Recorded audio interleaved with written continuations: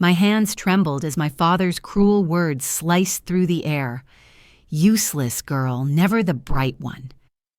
Tears burned behind my eyes, my heart pounding against my ribs. After years of invisible sacrifice, the moment of reckoning had arrived. I gripped the car keys, my $15 million secret about to shatter their perfect family portrait forever. Their golden child wore bronze, and tonight at my brother's engagement party, everyone would finally see who truly built this family's fortune from shadows. 3 weeks earlier, the autumn sun cast golden rays through the tall windows of our family home in Greenwich, Connecticut. The living room buzzed with excitement as my brother Marcus stood beside Charlotte Whitfield, her diamond ring catching the light like a tiny star. My father Robert raised his champagne glass, his voice booming with pride that seemed to fill every corner of our colonial estate. To my son Marcus, the crown jewel of the family, he declared, his gray eyes shining with an admiration I had never seen directed my way. You've always been destined for greatness, and now you're joining with the Whitfield legacy. This is what success looks like. The room erupted in polite applause. Charlotte's parents, James and Diana Whitfield, smiled warmly from their position near the marble fireplace. They represented everything my father admired: old money, Wall Street power, and social connections that opened doors most people didn't even know existed. My mother Patricia dabbed at her eyes with a handkerchief while my younger sister Emma captured everything on her phone. I stood near the back of the room holding my own champagne flute, watching the scene unfold like a movie where I was merely an extra. "Son, come here," my father commanded, reaching into his jacket pocket. He produced a worn leather box that I recognized immediately. Inside lay our grandfather's Rolex, a family heirloom that had been promised to the child who would carry the family name to new heights. Marcus accepted the watch with practiced humility, sliding it onto his wrist. "I won't let you down, Dad. The Morrison name means everything to me." "As it should," my father replied, clapping him on the shoulder. "You're the future of this family's legacy. Your work at Preston Consulting speaks for itself." I shifted my weight, the words I wanted to say burning in my throat. Earlier that week, I had been promoted to senior vice president at my investment firm, but the achievement felt hollow in this room where my successes were invisible. "Actually," I heard myself saying, surprised by my own voice cutting through the celebration, "I have some news too. I just received a promotion at work." The room fell quiet for a moment. My father's expression shifted, his smile tightening at the corners. "That's nice, Samantha. What is it now, Senior Secretary?" "Senior Vice President of Strategic Investments," I corrected quietly. He waved his hand dismissively, already turning back to Marcus. "Administrative work is administrative work regardless of the fancy title. It's not real achievement, not like what Marcus is doing. Consulting requires actual intelligent, strategic thinking." Charlotte's father, James, suddenly looked up from his phone, his brow furrowed in concentration. "You know, I could swear I saw a familiar face in the Financial Times yesterday. There was an article about emerging leaders in investment banking." "More champagne, anyone?" My mother interrupted, sensing the tension. The moment passed, but I caught James studying my face with an intensity that made me uncomfortable. Later that evening, as the guests mingled in small groups, I retreated to my father's study to collect myself. The walls were lined with photos of Marcus's achievements: graduation from Yale, his first day at Preston Consulting, various awards and recognitions. There wasn't a single photo of me despite my Columbia MBA or my own professional milestones. My phone buzzed with an urgent email from my assistant. Another acquisition proposal needed my review, another multi-million-dollar decision that would wait for my analysis. I was about to respond when I heard voices in the hallway. "The models are brilliant, Marcus, simply brilliant. Where did you develop this framework?" The voice belonged to Harrison Sterling, one of Preston's senior partners who had arrived late to the celebration. "Oh, you know, just something I've been working on," Marcus replied smoothly. "I like to think outside conventional paradigms." My blood ran cold. I recognized the description. Those were my financial models, the ones I had spent months perfecting. Marcus had access to my home computer during his frequent visits, claiming he needed to check his email. I had been naive to trust him. "We're presenting these to the Steinberg Group next week," Harrison continued. "This could be the deal that makes your career." "I'm ready for it," Marcus assured him. "These strategies are my signature work." I stood frozen behind the study door, my hands clenched into fists. My own brother was stealing my intellectual property, claiming my innovations as his own. The golden child was wearing fool's gold, and I was the only one who knew it. As I slipped out through the study's other entrance, I passed by the kitchen where Charlotte was refreshing her lipstick. She caught my reflection in her compact mirror and turned. "Samantha, I've been meaning to talk to you," she said, her voice lower than usual. "My father seems quite interested in your career. He mentioned that Apex Capital just announced a new division head, someone young and brilliant. You wouldn't happen to know anything about that?" I kept my expression neutral. I hear things in the industry, but nothing specific. She smiled, but it didn't reach her eyes. "Of course.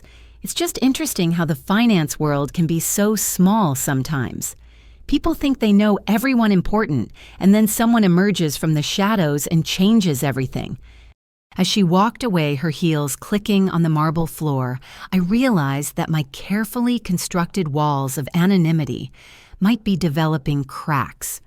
The question was whether I could control the collapse or whether it would bury me beneath the rubble of my family's expectations. The rest of the evening passed in a blur of congratulations for Marcus and subtle dismissals of my presence. But as I drove home to my apartment in Manhattan, gripping the steering wheel of my modest Honda Civic while my Porsche sat hidden in my building's private garage, I made a decision. The golden child had been wearing bronze all along, and soon everyone would see the tarnish beneath the shine. 2 days after the engagement announcement, my phone rang at 5 in the morning. My mother's panicked voice cut through my sleep-foggy mind like a blade. "Samantha, you need to come home. Your father's called an emergency family meeting. The business is in trouble." I dressed quickly in one of my simpler outfits, the kind that wouldn't raise questions about how a mere administrative assistant could afford designer clothing.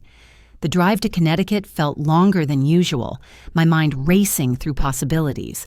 Morrison Manufacturing had been my father's pride for 30 years, building industrial components that kept America's infrastructure running.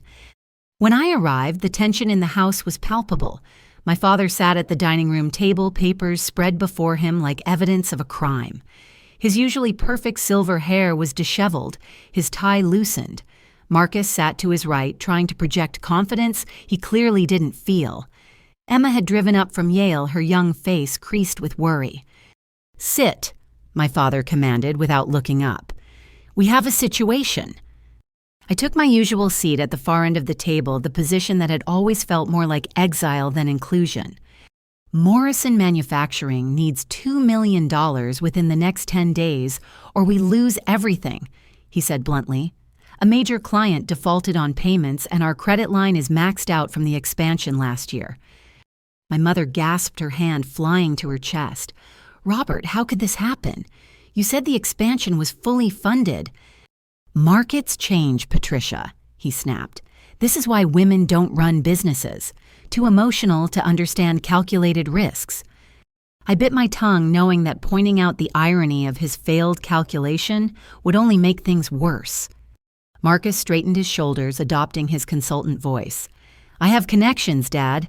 Let me work my network. I'm sure I can find investors interested in a solid manufacturing play." "That's my boy." My father said, some hope returning to his voice. "This is why I invested in your education, your connections. You'll save us." Emma, still idealistic at 21, reached for her purse. "I have $8,000 in savings from my internships. It's not much, but—" "Keep your money, sweetheart," my father said gently, the softness he reserved only for his youngest. "This requires real capital, not pocket change."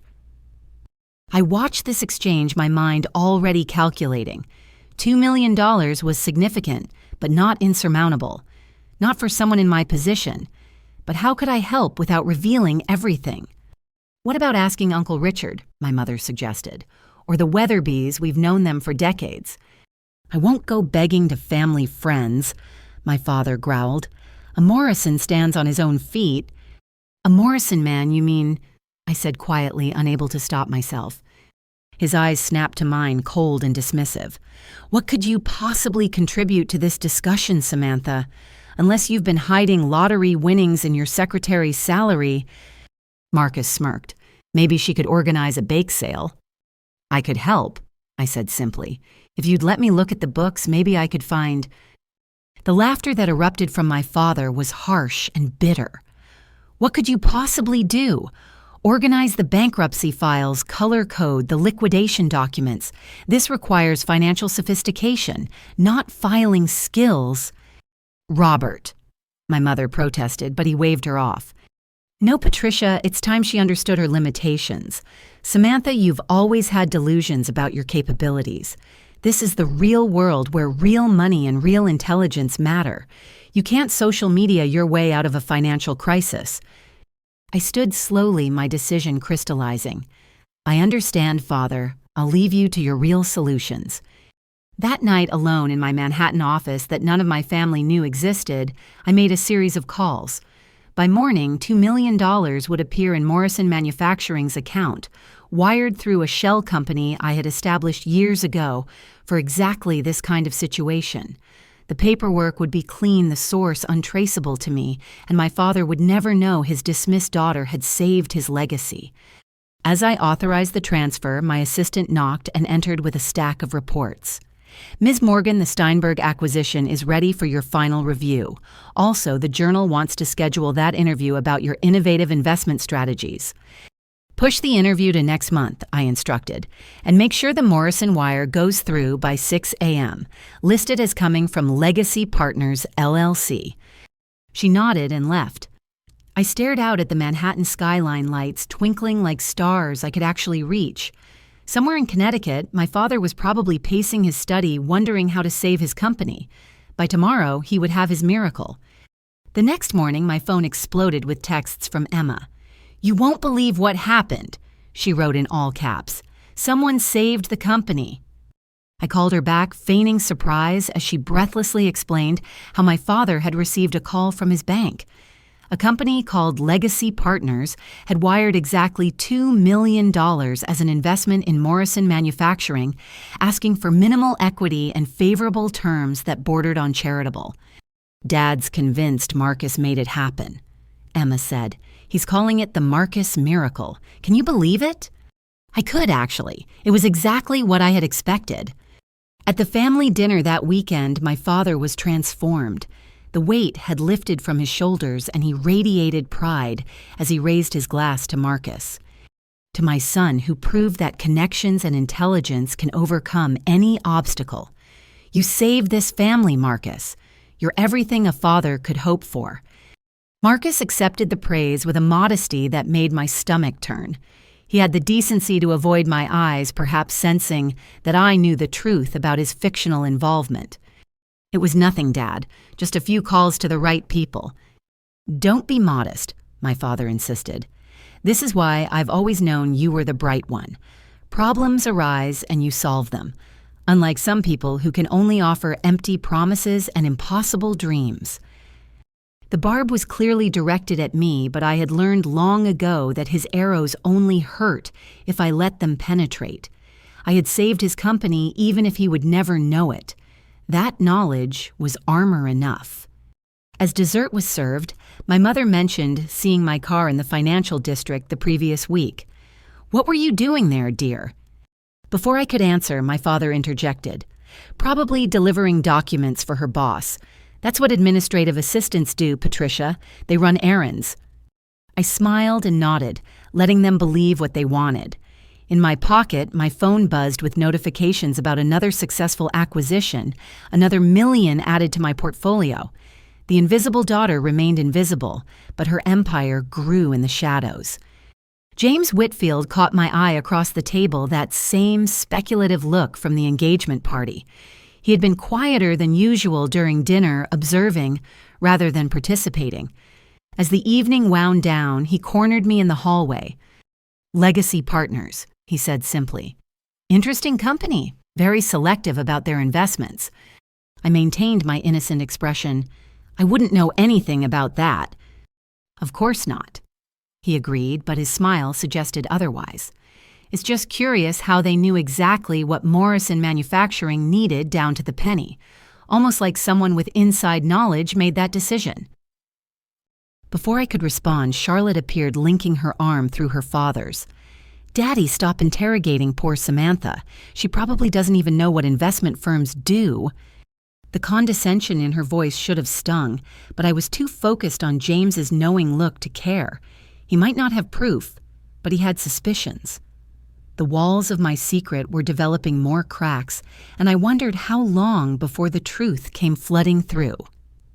The following Thursday, I found myself at La Bernardin, one of Manhattan's most exclusive restaurants, sitting across from the Whitfield family and trying to appear overwhelmed by the luxury. My father had insisted the whole family attend this dinner to properly celebrate the joining of our families, though I suspected it was more about impressing James Whitfield with the Morrison family unity. "I still can't believe you got us a reservation here," my mother gushed to Diana Whitfield. "Robert's been trying for months."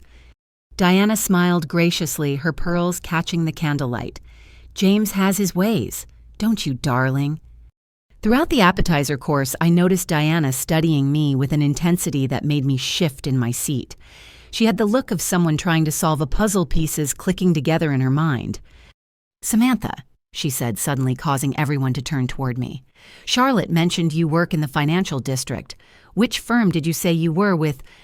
Before I could answer, my father jumped in with his usual dismissiveness. "She does some bookkeeping downtown, nothing impressive. Basic data entry at a small firm." Marcus added his own condescension. "She's still finding her way. Not everyone can land at a top-tier company right out of school."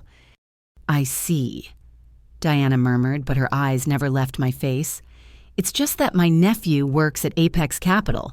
He's been going on and on about their new chief investment officer. Apparently she's something of a prodigy." My hand stilled on my water glass for just a moment before I forced myself to take a casual sip. "A female CIO," my father scoffed. "That's progressive of them. I'm sure she's very good at whatever softer approach they're taking."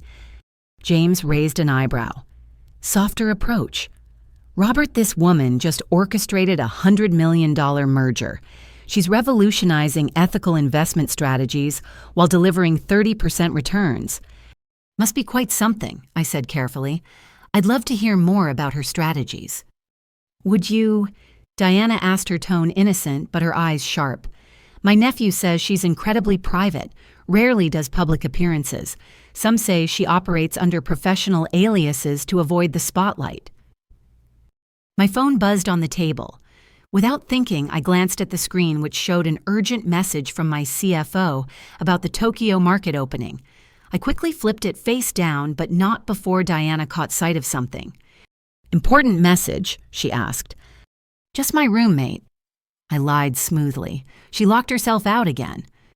The conversation shifted to Marcus's wedding plans, but I could feel Diana's gaze returning to me throughout the meal.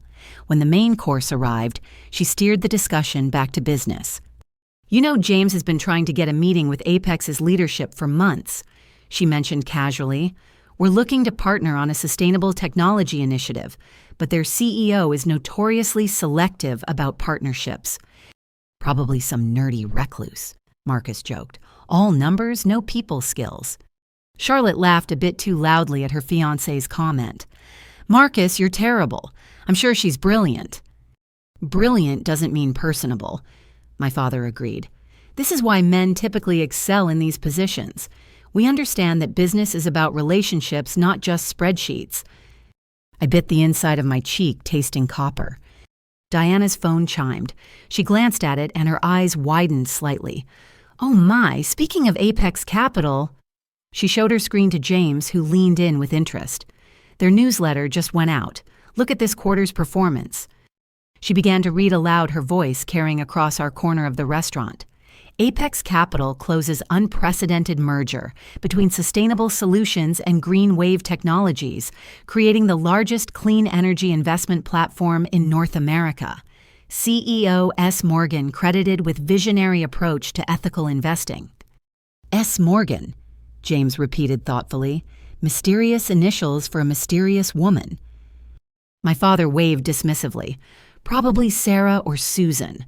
They always pick masculine-sounding names to be taken seriously. Desperate, if you ask me. The waiter appeared to clear our plates, and I excused myself to the restroom.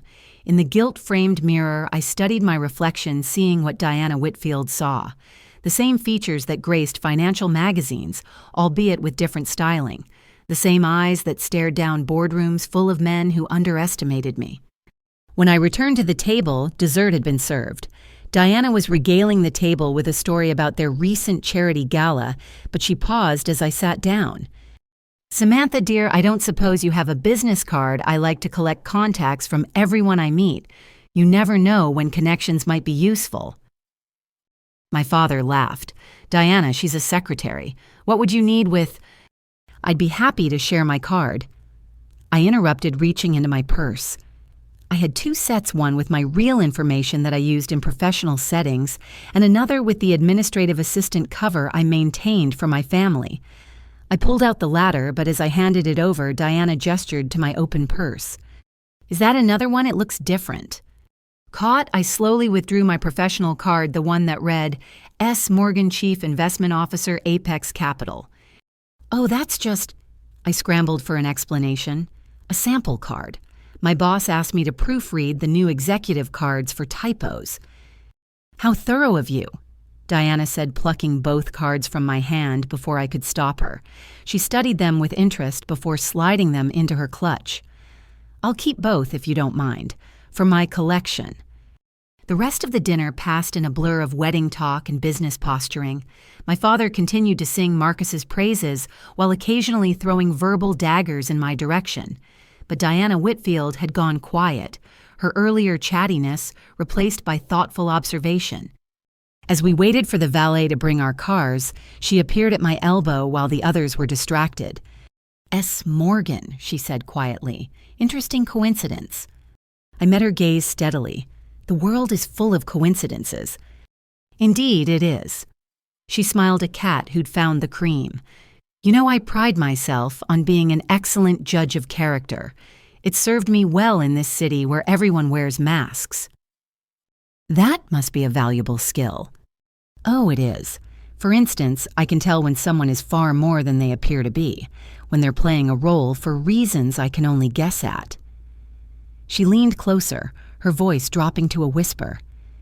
Your secret is safe with me, dear. But I do wonder how long you intend to keep it from them. Before I could respond, she glided away to join her husband at their waiting Bentley. Charlotte waved goodbye to us all, her engagement ring sparkling under the restaurant's lights, while Marcus preened beside her like a peacock. What were you and Diana discussing? My mother asked as we walked to our own car. Nothing important, I replied. She was just being polite. My father snorted. Waste of her time. Diana Whitfield doesn't make small talk without purpose. She was probably trying to figure out if you were single, maybe set you up with one of their lesser acquaintances. God knows you need the help. As I drove back to Manhattan alone, having declined my parents' offer to stay over, I couldn't shake Diana's words. She knew. Maybe not all of it, but enough to be dangerous. The question was what she intended to do with that knowledge. My phone rang through the car's speaker. My CFO's voice filled the space. Boss, we need your sign-off on the Tokyo deal. Also, the Times wants to bump up that feature to next week. Tell them no, I said firmly. We stick to the original schedule. You sure they're saying it's tied to the Apex quarterly report? The buzz is building. Let it build, I replied, but on our timeline, not theirs. As the city lights blurred past my windows, I thought about Diana's knowing smile and James's persistent interest. The Whitfields were players in this game, whether I'd invited them or not. But every good strategist knows that sometimes the best move is to let your opponents think they're winning. My phone buzzed with a text from an unknown number. I glanced at it while stopped at a red light. Your professional card is impressive. Your personal story, I suspect, is even more so. When you're ready to stop hiding, I'd like to hear it. DW. I deleted the message and drove on. The walls were crumbling faster now, but I still controlled the timing of the demolition, or at least I hoped I did. My father's 60th birthday party was orchestrated with the kind of precision usually reserved for state dinners. My mother had transformed the country club's ballroom into what she called an elegant celebration of success, though it felt more like a shrine to Marcus's accomplishments. Ice sculptures spelled out Morrison Legacy, while photos of my father through the years lined the walls. Notably, most featured him with Marcus at Yale graduation, at Preston Consulting, at various business achievements. The few that included me showed a young girl in the background, out of focus, as if the camera itself knew I didn't belong in the narrative. I arrived deliberately late wearing a modest black dress that screamed underpaid assistant, rather than the designer gown hanging in my real closet. The room was already filled with my father's business associates, their wives glittering with jewelry that cost more than most people's cars. Samantha. My mother rushed over, stress evident in her voice. "Where have you been? Marcus is about to give his speech." Of course he was. I took my assigned seat at table 3, notable for being just far enough from the main table to emphasize my peripheral status. Emma sat beside me, looking uncomfortable in her formal dress. "This is ridiculous," she whispered. "It's Dad's birthday, but it feels like Marcus's coronation." Before I could respond, the lights dimmed and my brother took the microphone. He looked every inch the successful consultant, his Tom Ford suit impeccable, the stolen Rolex gleaming on his wrist. "Ladies and gentlemen, we're here tonight to celebrate a giant of industry, a master of business, and most importantly, my inspiration, my father, Robert Morrison." Applause rippled through the room. I sipped my water, needing something to do with my hands. "Everything I am I owe to this man." Marcus continued, his voice carrying that false modesty he'd perfected.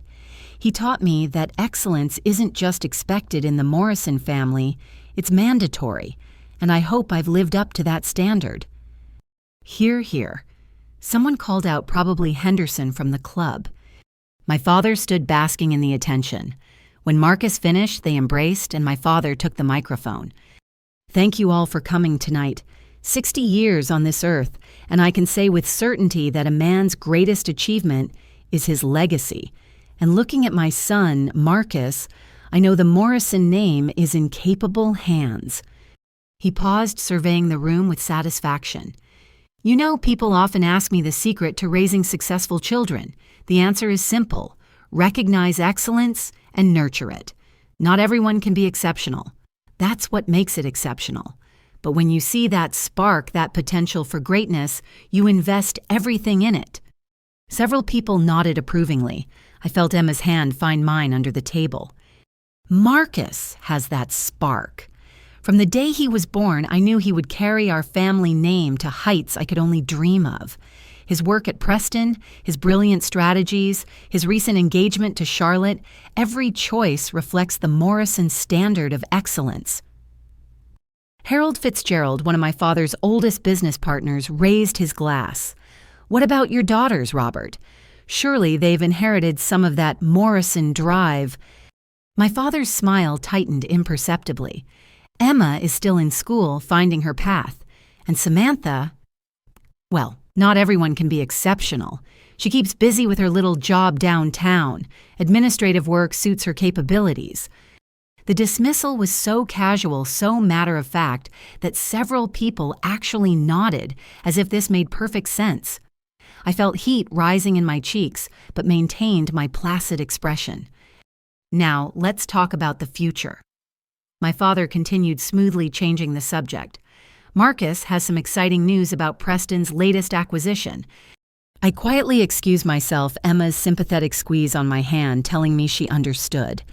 In the bathroom, I leaned against the marble counter and tried to breathe through the familiar ache of invisibility. My phone vibrated urgently. 3 missed calls from my CFO and a text marked urgent. "Tokyo deal hit a snag. Need your decision now. Could lose everything if we don't act in next hour." I locked myself in a stall and called him back, keeping my voice low. "Talk to me." "Yamamoto's getting cold feet. Says he needs assurance from the top that we're committed to the 5-year sustainability plan. He wants to hear it from you directly, or he walks. Conference call. Video, he insists. Says he needs to see your face read your commitment. I checked my watch. The party had at least 2 more hours, but this deal was worth $80 million and would secure clean energy jobs for thousands. Set it up, I'll find somewhere private. I slipped out of the bathroom and navigated the service corridors I'd mapped during countless childhood events here. The club's administrative office was empty, the staff all busy with the party. I locked the door, pulled my laptop from my bag, and transformed. Off came the modest dress replaced by the blazer I always carried. My hair went up in the power bun I wore for boardrooms. When Yamamoto's face appeared on screen, I was S. Morgan, the woman who moved millions with a nod. The negotiation was delicate, requiring every ounce of my skill. Yamamoto pushed on terms tested. My resolve demanded concessions. I gave ground where I could, held firm where I must. 45 minutes later, we had a deal. Morgan-san Yamamoto said, as we concluded, "It is refreshing to work with someone who understands that profit and principle need not be enemies." "That's the foundation of everything Apex stands for," I assured him. "Our signatures on this deal are promises to the future." After we disconnected, I sat in the dark office letting the adrenaline fade. $80 million, thousands of jobs, a breakthrough in sustainable technology. I had just changed lives across 2 continents, and my father was probably still regaling guests with stories of Marcus's mediocrity disguised as excellence. When I returned to the party now, back in my modest dress with my CEO persona locked away, I found chaos at the main table. Henderson and Phillips, 2 of my father's major business partners, were in animated discussion with him. "Robert, be reasonable," Henderson was saying. "This anonymous investor who saved your company, we've done some digging." And, my father asked, clearly uncomfortable with the direction of the conversation. "The money came from Apex Capital's discretionary fund," Phillips announced. "The same firm that's been making waves all over the financial sector. Their CEO is going to be at tomorrow's Finance Leaders Summit." "So," Marcus interjected, but I heard the nervousness in his voice. So Henderson continued, "Whoever made that investment decision knows your business inside out. They knew exactly what you needed when you needed it, and they structured terms that no rational investor would offer unless they had personal interest." "Are you suggesting someone at Apex has been spying on us?" my father asked, indignation rising. "I'm suggesting," Henderson said carefully, "that you might have a guardian angel you don't know about, and tomorrow we might finally meet them." Diana Whitfield, who had been quietly observing from nearby, chose that moment to approach. "The summit should be fascinating. I hear they're planning quite the reveal." She caught my eye and winked so subtly that no one else noticed. My father raised his voice to address the table. "Whatever the case, I'm sure it was Marcus's connection that made it happen. These financial types all know each other." "Of course," Henderson agreed, but his expression remained skeptical. "Though I must say, Robert, your family seems to be full of surprises lately. Did you know your secretary daughter was spotted in the executive elevator at Apex last week?" Every head turned toward me. My mind raced for an explanation. "I was delivering documents," I said calmly. "The regular mailroom was backed up, so they sent me directly." "Delivering documents to the 40th floor," Phillips pressed. "That's the executive suite." "I go where they tell me," I replied with a self-deprecating shrug. "I don't ask questions above my pay grade." My father laughed, the tension breaking. "That's my Samantha, always in the right place at the wrong time. Or is it the wrong place at the right time? I can never remember with her." The conversation moved on, but I noticed Henderson and Phillips exchanging glances. Diana continued to watch me with that knowing smile. The walls weren't just cracking now, they were starting to crumble. As the party wound down, my father gave one final toast.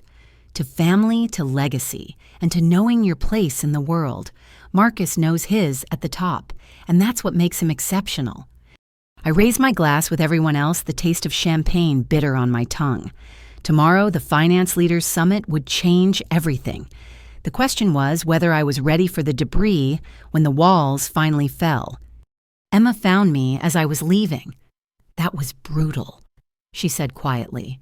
"The way Dad just dismisses you, like you don't even exist."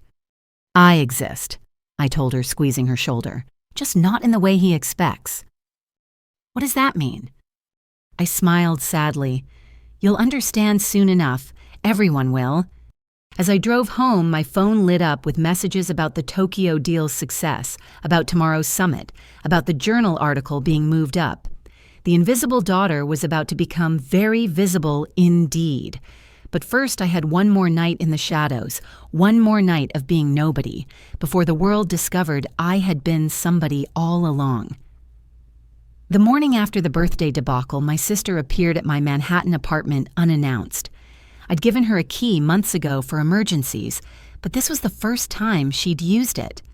I found her in my living room staring at the wall where I'd carelessly left a framed magazine cover, partially visible behind a plant. "Samantha," she said without turning around, "we need to talk."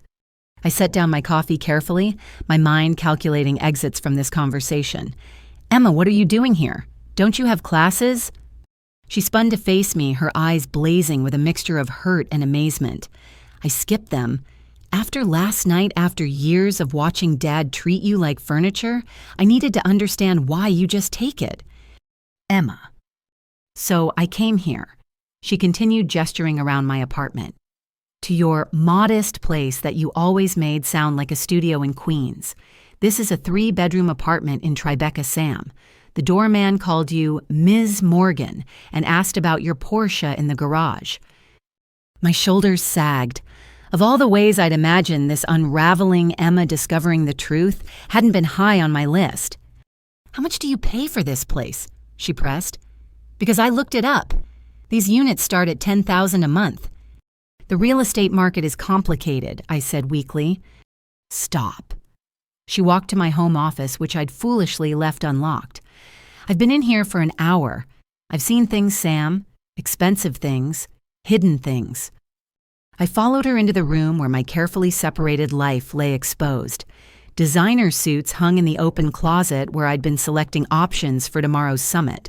A stack of financial journals sat on my desk, several featuring profiles of S. Morgan, with photos that were obviously me, despite different styling. Award plaques from various financial institutions lined a shelf I'd meant to relocate to my real office.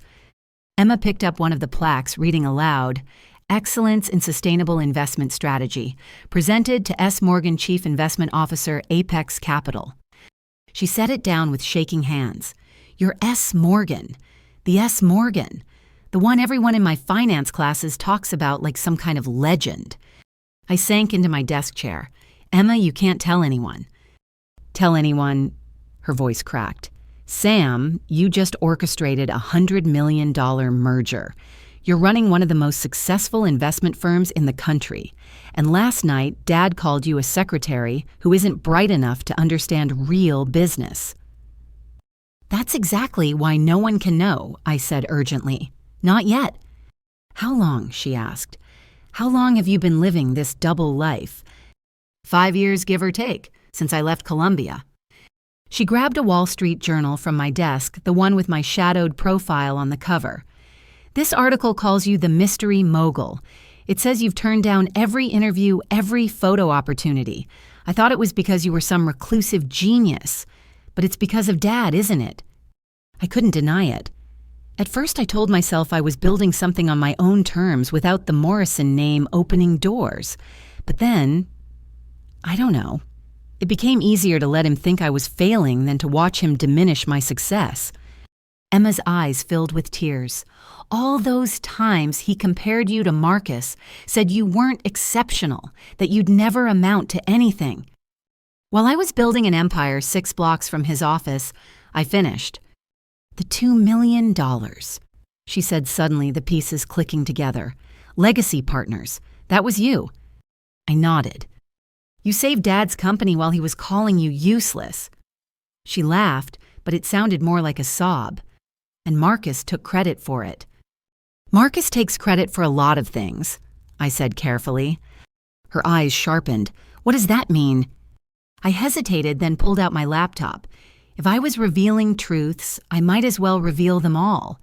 I showed her the digital trail I'd been tracking every model Marcus had stolen, every strategy he'd claimed, every innovation that had originated on my computer before appearing in his Preston presentations. He's been hacking my systems for 2 years, I explained. I caught him 6 months ago, but decided to let him continue. Why would you do that? Because I started feeding him specific information. Each stolen model has my digital signature embedded in the code. Invisible, unless you know where to look, but legally traceable. It's like he's been signing my name to every fraudulent claim. Emma stared at the evidence, her face cycling through shock anger and something like grief. Our whole family is built on lies. Dad's pride in his son is based on stolen work. Marcus's engagement is based on a fictional success story, and you've been pretending to be nobody when you're somebody incredible. It's not that simple, I said. Isn't it? She pulled out her phone, showing me an email. I got into Harvard Business School last week, full scholarship, early admission to their accelerated program. Emma, that's wonderful. Is it? She tossed the phone aside. I was going to tell everyone at Dad's party, but then I watched him dismiss you again, praise Marcus again, and I realized something. If I tell him, he'll either credit Marcus for inspiring me or diminish it somehow. There's no winning. So you didn't tell them? No. And now I'm wondering if I should follow your playbook. Accept the scholarship, but tell Dad I'm taking a gap year. Build something amazing while he thinks I'm finding myself. Emma, no, I said firmly. My way isn't healthy.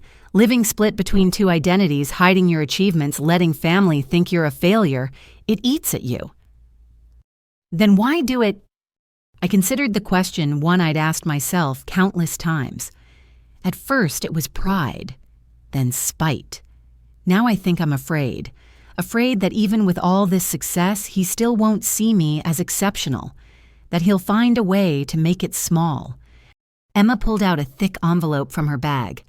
Well, you might not have a choice much longer. I recognized the Wall Street Journal's letterhead. What is this? I intercepted it from your building's mail. They're not just writing about S. Morgan anymore. They've connected the dots. They have photos of you entering Apex's building testimonies from people who've worked with S. Morgan, describing someone who looks exactly like Robert Morrison's daughter. They're planning to publish the full expose next week. My stomach dropped. How did they? Does it matter? The real question is what you're going to do about it. She pulled out another paper. Also, this came by courier while I was here. It's marked urgent. I opened it with trembling fingers. It was from the Finance Leaders Summit Organizing Committee confirming my keynote speech tomorrow night and noting that, due to unprecedented interest, we've arranged for live broadcast coverage of the reveal of Apex Capital's leadership. They're turning your presentation into a media event, Emma said. No more shadows to hide in. I walked to my window looking out at the city I'd quietly conquered. I knew this day would come. I just thought I'd have more control over when and how. Emma joined me, her reflection younger but showing the same Morrison determination. You still have control. The summit is tomorrow night, right same night as Marcus's rescheduled engagement party. They moved it to tomorrow. Charlotte's mother insisted, said something about the original date conflicting with something more important. She gave me a meaningful look. I wonder what Diana Whitfield knows that we don't. I thought about Diana's knowing smiles, her careful questions, her collection of my business cards. Probably more than she should. So what's the plan? You can't be in 2 places at once. Can I mused. The party starts at 6. The summit keynote is at 8. They're 20 minutes apart. You're going to try to attend both, Sam. That's insane. Maybe. Or maybe it's the perfect way to control the narrative. Show up at the party as the daughter they expect, then reveal the truth on live television while they're still celebrating Marcus's fictional success. Emma studied me with new respect. That's brilliantly ruthless. I learned from the best. I said, thinking of all the times my father had orchestrated public humiliations for those he deemed unworthy. The only difference is my reveal will be built on truth, not lies. What about Marcus? When this comes out, his plagiarism will be exposed. He'll be ruined. I felt a pang of sympathy that surprised me. He made his choices. I tried to warn him indirectly, even left obvious trails he could have noticed if he'd been paying attention. He chose to keep stealing. And Dad, that was harder to answer. He'll either be proud that a Morrison achieved something remarkable, or he'll be furious that I succeeded without his approval. Either way, he'll finally see me. Emma hugged me suddenly fiercely. I see you. I've always seen you, and I'm proud of you even if Dad never says it. We spent the rest of the day in my apartment, Emma asking questions about my journey, about the deals I'd made, about the people I'd helped. She was particularly interested in my sustainable investment strategies. "So, you're not just making money," she said. "You're changing how money gets made. That's the goal. Profit with purpose. Dad would call it soft, but my returns speak for themselves." As evening approached, Emma prepared to leave. "What should I do about Harvard?" "Go," I advised. "But go as yourself. Don't hide your light because someone else can't see it. Learn from my mistakes." "Will you tell them tomorrow night?" "One way or another, the truth comes out tomorrow. Whether I tell them or the journal does the masquerade ends." She paused at the door.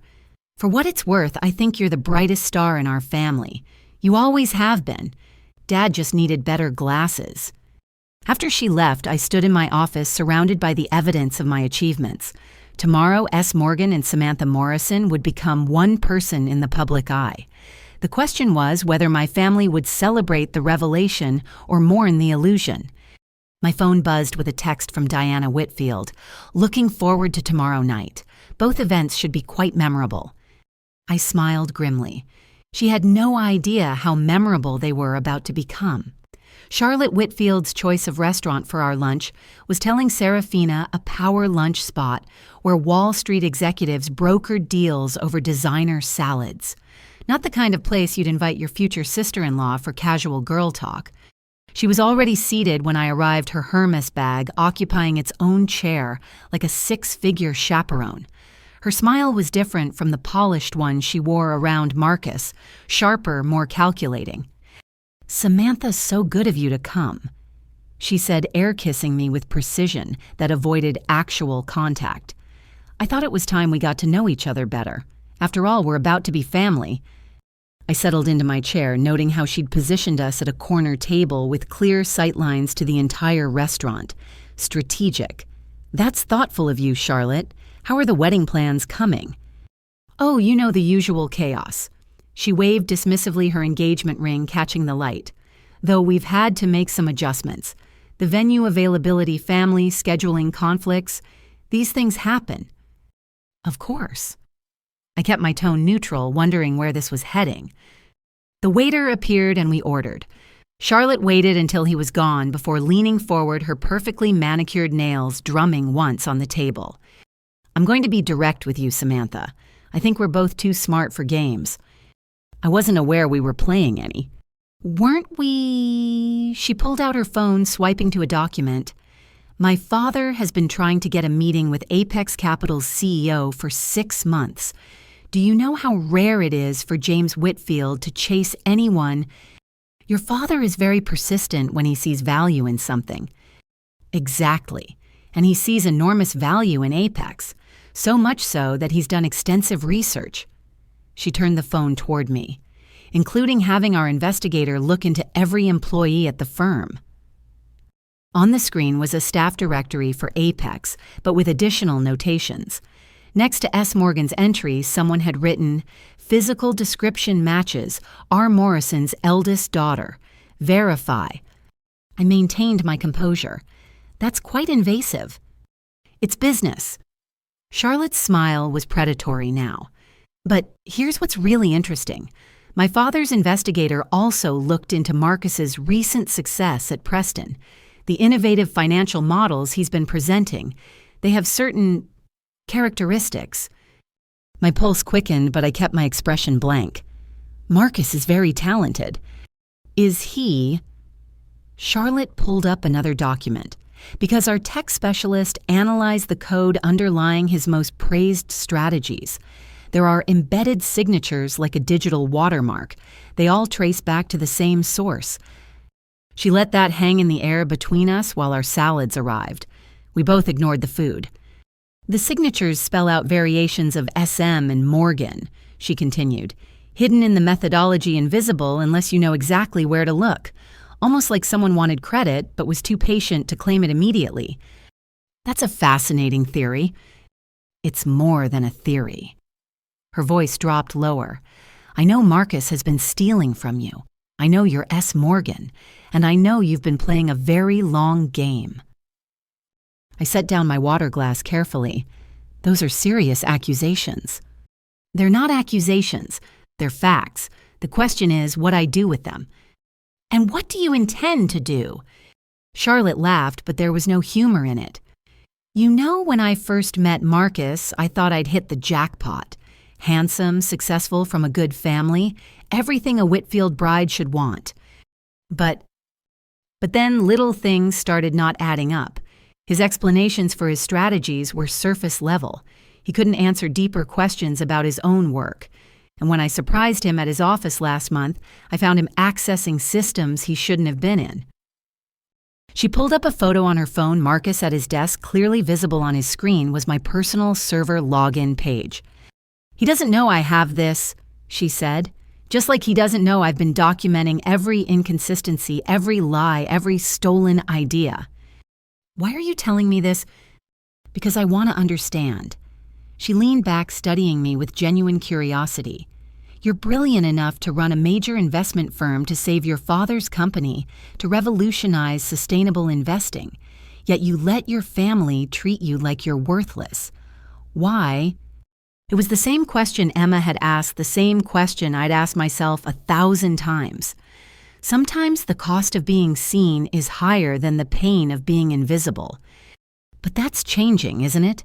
The summit tomorrow night, you're finally going to reveal yourself. How do you... Please, my mother has her sources. She's known who you were since that first dinner. She's been dropping hints to your father for weeks, watching him dismiss every clue. She finds it fascinating, like watching someone insist the sky isn't blue while standing under it. And you, what do you find it? Charlotte's expression shifted, vulnerability cracking through her composed facade. I find it terrifying. I've built my entire engagement on a lie. I'm about to marry a man who's built his career on fraud.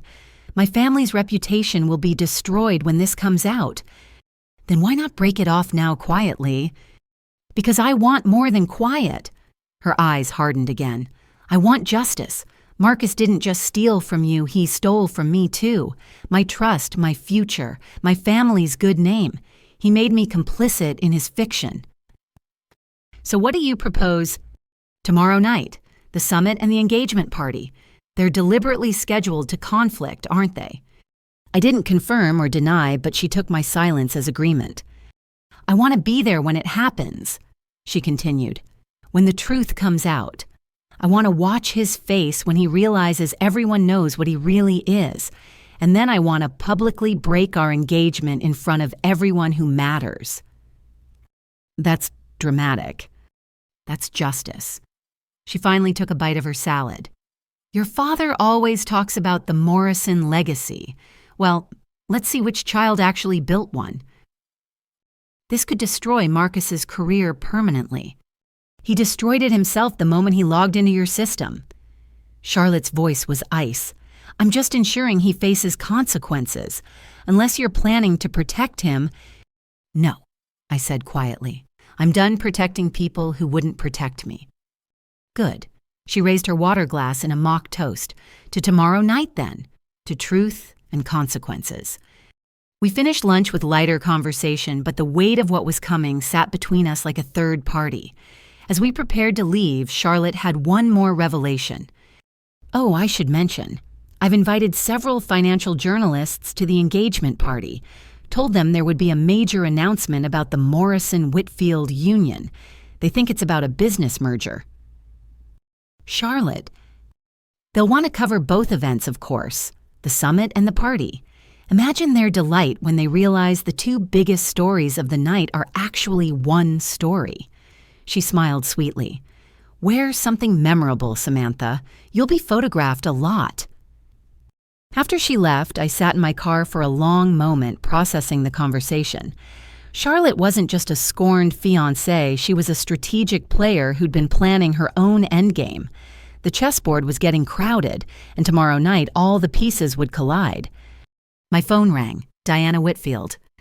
Samantha, dear, Charlotte just told me about your lunch. I wanted you to know that the Whitfield family stands ready to support you in whatever comes next. We value authenticity and brilliance. Marcus has neither. Mrs. Whitfield? Diana, please. And Samantha, your father is a fool. But even fools can learn. The question is whether he'll learn in time to salvage any relationship with his remarkable daughter. She hung up before I could respond. As I drove back to my office, I realized the revelation I'd planned as a controlled disclosure was becoming something larger. Charlotte wanted revenge. Diana wanted vindication. Emma wanted justice. The financial media wanted a story. And somewhere in Connecticut, my father was polishing his speech for tomorrow's engagement party, still believing his golden child was everything he'd hoped for. The irony wasn't lost on me. He'd spent my entire life orchestrating my invisibility.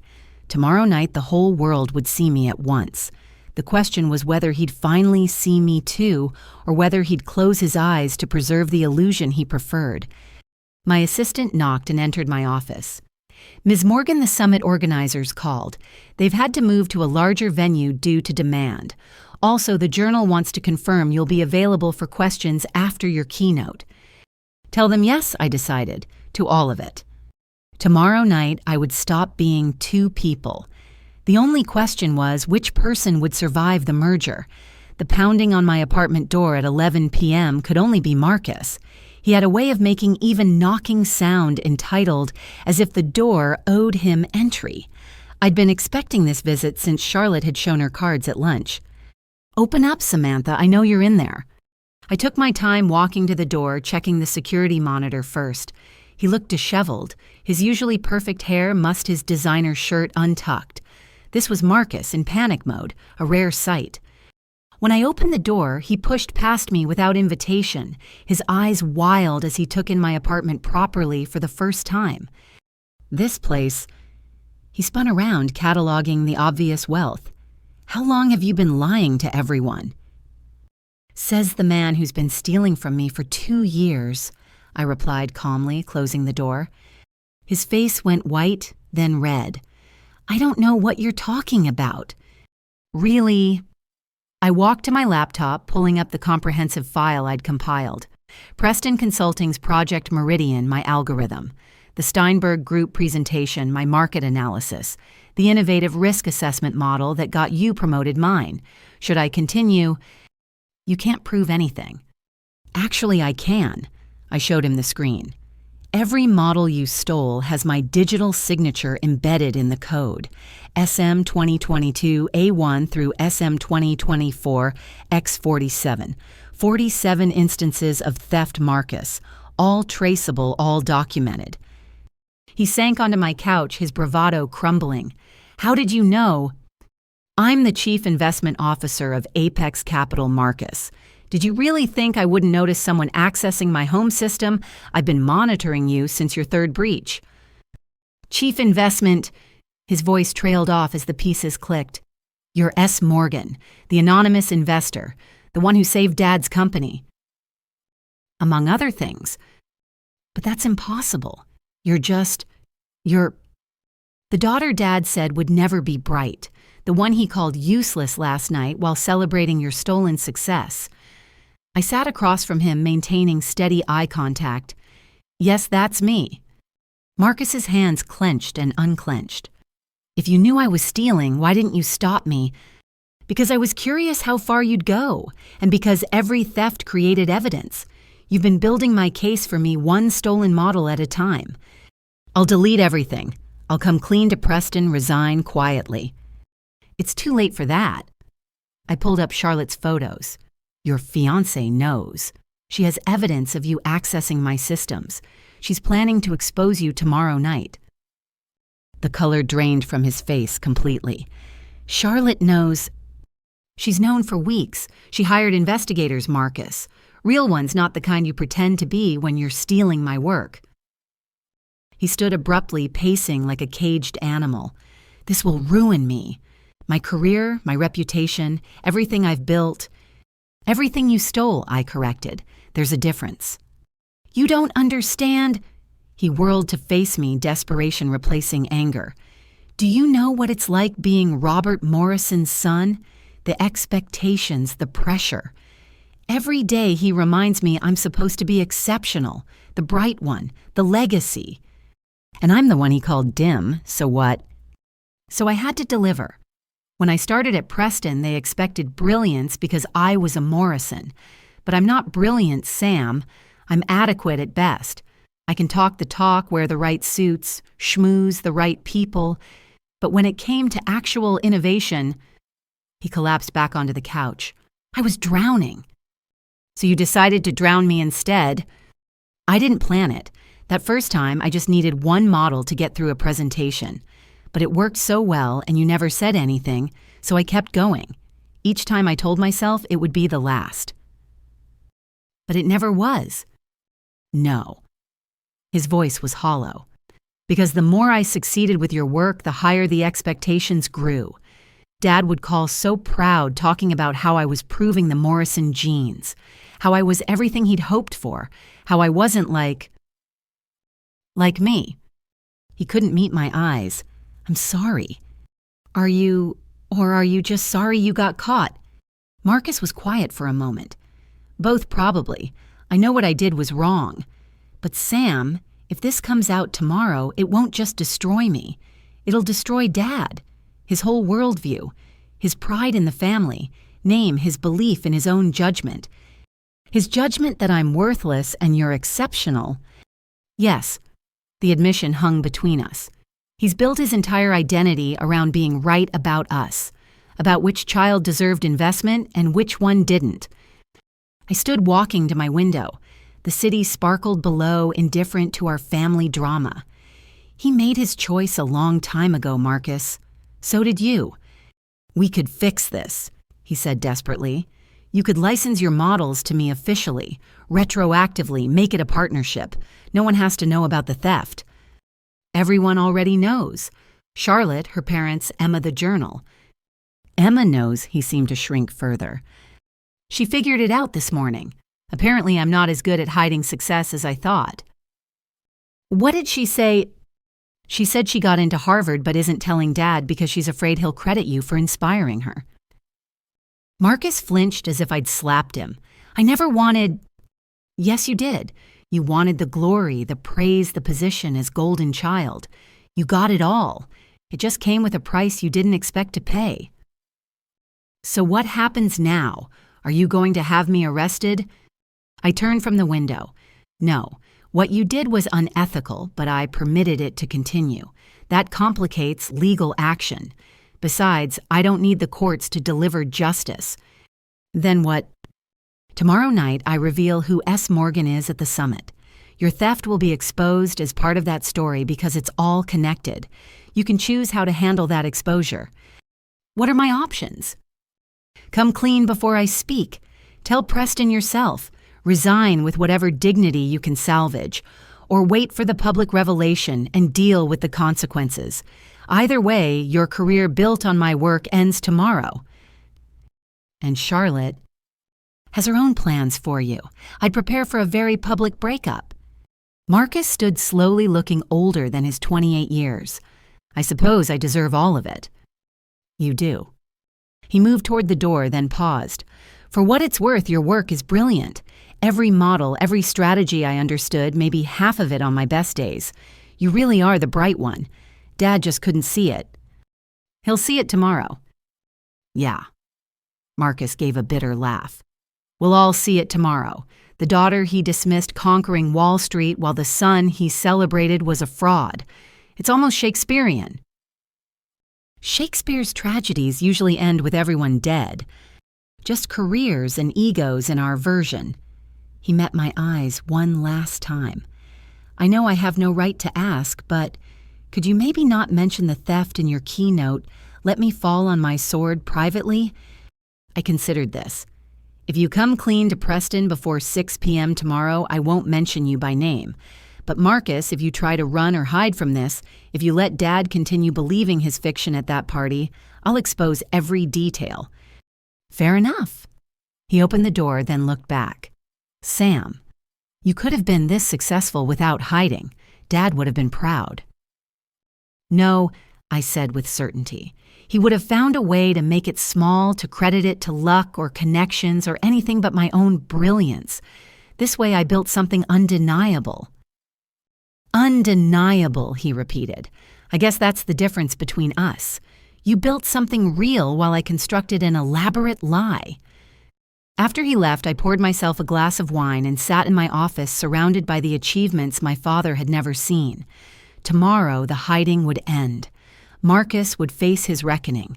Charlotte would have her revenge, and I would finally step fully into the light. But tonight I sat with the weight of my brother's confession.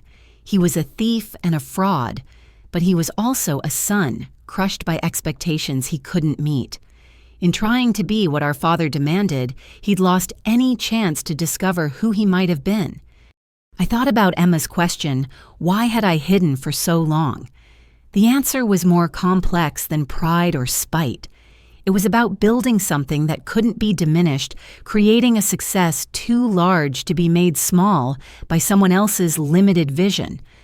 Tomorrow, Robert Morrison would learn that both his children had been lying to him.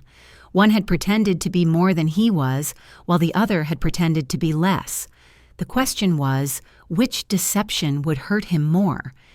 My phone buzzed with a message from Charlotte. Marcus just called me crying. Thank you for the warning shot. Everything is in place for tomorrow. Wear Reddit photographs better for magazine covers. I smiled grimly and went to my closet. Reddit would be. The color of power, of passion, and perhaps most fittingly, of blood. Tomorrow, the Morrison family mythology would bleed out in public, and from its remains, the truth would finally emerge. Thursday morning arrived with unseasonable warmth for October, as if the weather itself anticipated the heat of revelation. I was reviewing my keynote presentation when my assistant announced visitors in the lobby. James Whitfield is here, Ms. Morgan. He's with Robert Morrison. My stomach tightened. This wasn't supposed to happen yet. Send them up. I quickly transformed my office, hiding the most obvious signs of my identity, while leaving enough to intrigue. When they entered, my father looked annoyed at being dragged to what he clearly considered a waste of time. Samantha. He stared at me behind the executive desk. What are you doing here? I thought we were meeting you at some administrative office. This is my office, Dad. James Whitfield smoothly intervened. Robert, I apologize for the deception, but I needed you to see this for yourself. He turned to me with a knowing smile.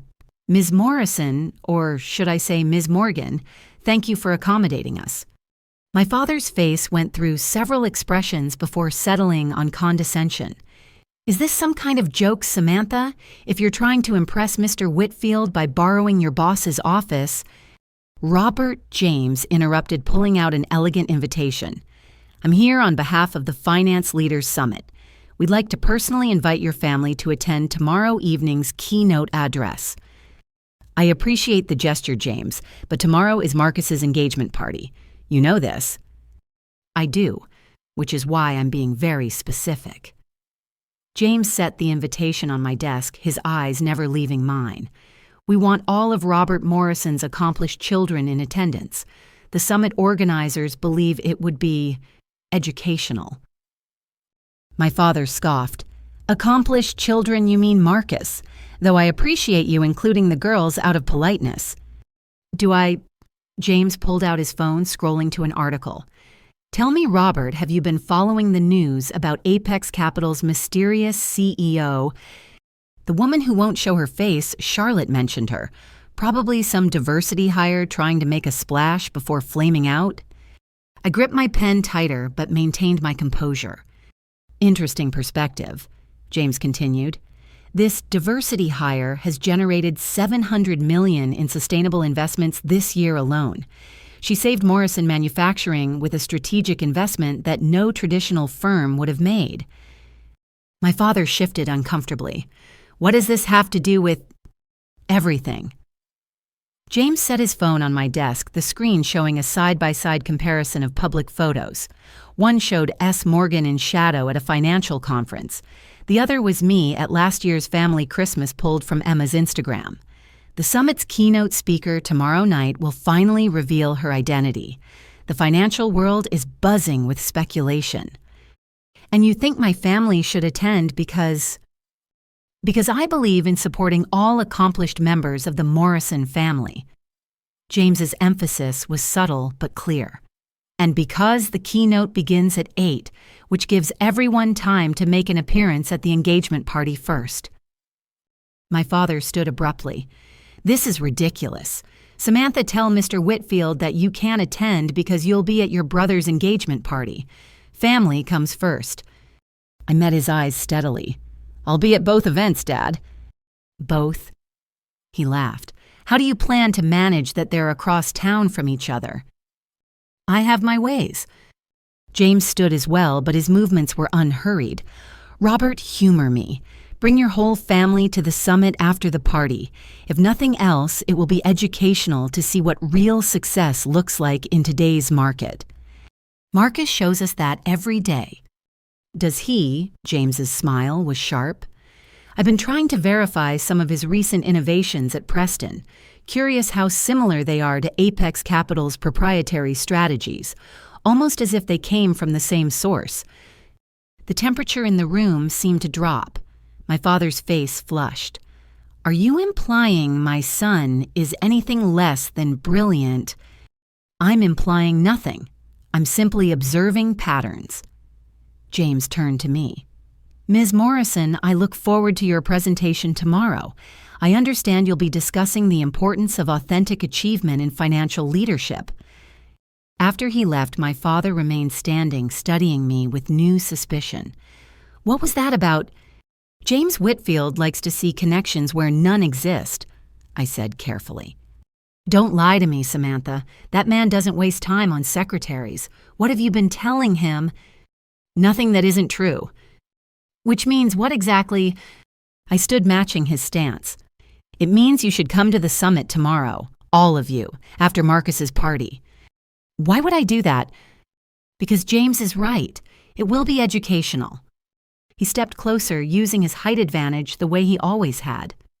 If you're playing some game trying to embarrass the family or overshadow your brother's moment, I would never overshadow Marcus, I said truthfully. He's done that all by himself. What's that supposed to mean? Come tomorrow and find out. His face darkened. You've always been jealous of him, of his success, his brilliance, the way he represents everything a Morrison should be. And what am I, Dad? What does Samantha Morrison represent? Adequacy, he said brutally. You do your little job, you pay your bills, you show up to family events. That's fine. Not everyone can be exceptional. But don't mistake James Whitfield's politeness for validation. Each word was a familiar knife, but they no longer found flesh to cut. You're right. Not everyone can be exceptional. Finally, some sense. He headed for the door. You'll be at the engagement party, 6 p.m. sharp. Wear something appropriate, not one of those bargain dresses you usually choose. This is Marcus's night. Of course it is. He paused at the threshold. And Samantha. Whatever delusion James has fed you about attending the summit, forget it. That's not your world. After he left, I sat in the silence of my office, my real office in my world built with my brilliance. On my desk, James's invitation gleamed in the morning light. Inside, I knew was a handwritten note I hadn't read yet. I opened it carefully. In James's precise handwriting, your father is a fool, but perhaps a redeemable one. The question is whether revelation will redeem or ruin him. Either way, tomorrow the world will know what he's been too blind to see. Wear that red suit from the Versace collection Diana mentioned. You look powerful in it. I laughed despite myself. The Whitfields had been playing their own game, gathering intelligence, setting the stage. They wanted front-row seats to the Morrison family implosion, but more than that, they wanted to align themselves with real power. My assistant knocked. "Ms. Morgan, the Journal is on line 1. They've heard rumors about tomorrow's reveal. Also, your brother Marcus left 7 messages. He sounds distressed. Tell the Journal I'll see them after my keynote. And ignore Marcus. He made his choices." "Yes, ma'am. Also, should I arrange for the car service tomorrow for your transportation between venues?" I considered this. "Yes, but make it discreet. I want to arrive at the summit like S. Morgan should, with impact." "The Bentley." "Perfect." As she left, I turned to face the city through my floor-to-ceiling windows. Somewhere out there, my father was probably calling Marcus, warning him about James's strange behavior and my cryptic comments. Marcus was probably panicking, Charlotte was probably planning, and Emma was probably wondering if she should skip her classes to witness the explosion. Tomorrow night, I would shed Samantha Morrison like an old coat and emerge fully as S. Morgan. The question was whether my family would recognize me in my true form or whether they'd remain blind to the very end. My phone buzzed with a text from Diana Whitfield. "I've arranged for photographers from the Times, the Journal, and Forbes to cover both events. They've been told to expect the story of the year. Don't disappoint us, dear." No pressure, then. I pulled up my keynote presentation one more time. The title slide read, "Authentic Achievement Building Success in the Shadows." It would chronicle my journey without naming names, but anyone who knew our family would understand. More importantly, the embedded evidence of Marcus's theft would be undeniable for those who knew where to look. Tomorrow night, the Morrison family mythology would end. Whether a new truth would rise from its ashes remained to be seen. But one thing was certain: after years of being invisible, I was about to become impossible to ignore. My mother had called the family meeting for Saturday afternoon 2 days before the summit with a terseness that brooked no argument. When I arrived at the house, the atmosphere was charged with an electricity I'd rarely felt in these rooms. Emma was already there, sitting strategically where she could observe everyone. Marcus looked haggard stress, etched into features that usually projected easy confidence. My father sat in his customary chair, irritation radiating from every line of his body. My mother stood rather than sat, a power position she rarely assumed. In her hands was a manila folder that she placed deliberately on the coffee table. "I've called this meeting because I'm tired," she began without preamble. "Tired of the lies, the dismissals, and the willful blindness that has infected this family." "Patricia, what is this about?" my father demanded. "We have the engagement party to prepare for Robert, for once in your life, shut up and listen." The sharp command from my typically deferential mother stunned him into silence. "I've spent 32 years watching you build pedestals for one child while using the other as a footstool. I've held my tongue, kept the peace, played the supportive wife. That ends today." She opened the folder, spreading documents across the table. I recognized some of them: financial statements, wire transfers, corporate registrations.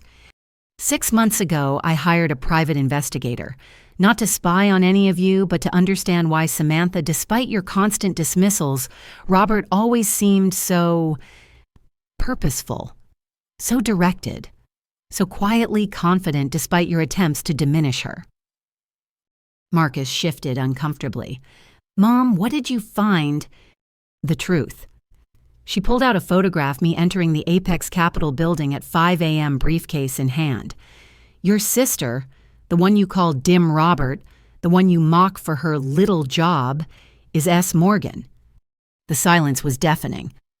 "She's the chief investment officer of one of the most successful firms in the country. She's the anonymous investor who saved your company, Robert. She's the brilliant mind behind innovations that Marcus has been claiming as his own." "That's impossible," my father said, but his voice lacked conviction. "Is it?" My mother pulled out more documents. Bank records showing consistent deposits far exceeding any secretary's salary. property records for a Tribeca apartment worth $4 million, corporate filings listing Samantha Morrison as the principal officer of multiple successful ventures. "Mom," I started, but she held up a hand. "No, Samantha. I've been complicit in my silence. That changes now." She turned to my father. "Do you know what your daughter did when you were facing bankruptcy? While you were praising Marcus for connections he didn't have, she wired $2 million of her own money to save the company you spent 30 years building." My father's face had gone pale. "The Legacy Partners investment was your daughter, your not bright enough daughter, your administrative assistant daughter, the one you laughed at when she offered to help." Emma spoke for the first time. "Tell him about Harvard, Mom." My mother's expression softened slightly. "Emma was accepted to Harvard Business School, full scholarship. But she hasn't told you because she's afraid you'll either credit Marcus for inspiring her or find a way to diminish her achievement." "That's not—" my father began, then stopped. "Isn't it—" My mother's voice was steel. "When Samantha graduated summa cum laude from Columbia, you said it was because business school had been watered down for women. When she landed her first job, you called it a diversity placement. Every achievement was luck connections or lowered standards. Never merit, never brilliance, never her. Marcus had shrunk into the couch trying to become invisible. And you—" My mother rounded on him. "I know about the theft, the models, the strategies, the innovations you've claimed, all stolen from your sister's computer. How do you—" "Because unlike your father, I pay attention. I notice when my daughter works on complex financial models late into the night, only to see them presented as your work weeks later. I see the guilt in your eyes every time your father praises your brilliance." She pulled out the final document. "This is a draft of the Wall Street Journal article scheduled to publish Monday. They've uncovered everything: Samantha's identity, Marcus's plagiarism, the whole elaborate deception." My father snatched the pages, scanning rapidly. His face cycled through denial, anger, and something that might have been grief. "But the real tragedy," my mother continued, "isn't the lies. It's what those lies cost us. Samantha, you built an empire while letting your family believe you were a failure. That isolation, that compartmentalization, it's my fault too. I should have stood up to your father years ago." "Patricia," my father said weakly, "you don't understand. Marcus showed such promise." "Promise." My mother laughed bitterly. "Robert, open your eyes. Your son is a thief and a fraud. Your daughter is a titan of industry. You've had it exactly backward for 20 years. "Mom, please," Marcus begged. "I know I messed up, but nothing. You stole from your sister. Repeatedly, consciously. And worse, you let your father heap praise on you for her work while he told her she wasn't bright enough to understand real business." The room fell silent again. I watched my family grapple with truth, each processing in their own way. Emma looked vindicated. Marcus looked destroyed. My mother looked liberated. And my father looked lost. "Samantha," he said finally, his voice strange. "Is this all true?" I met his eyes, every word.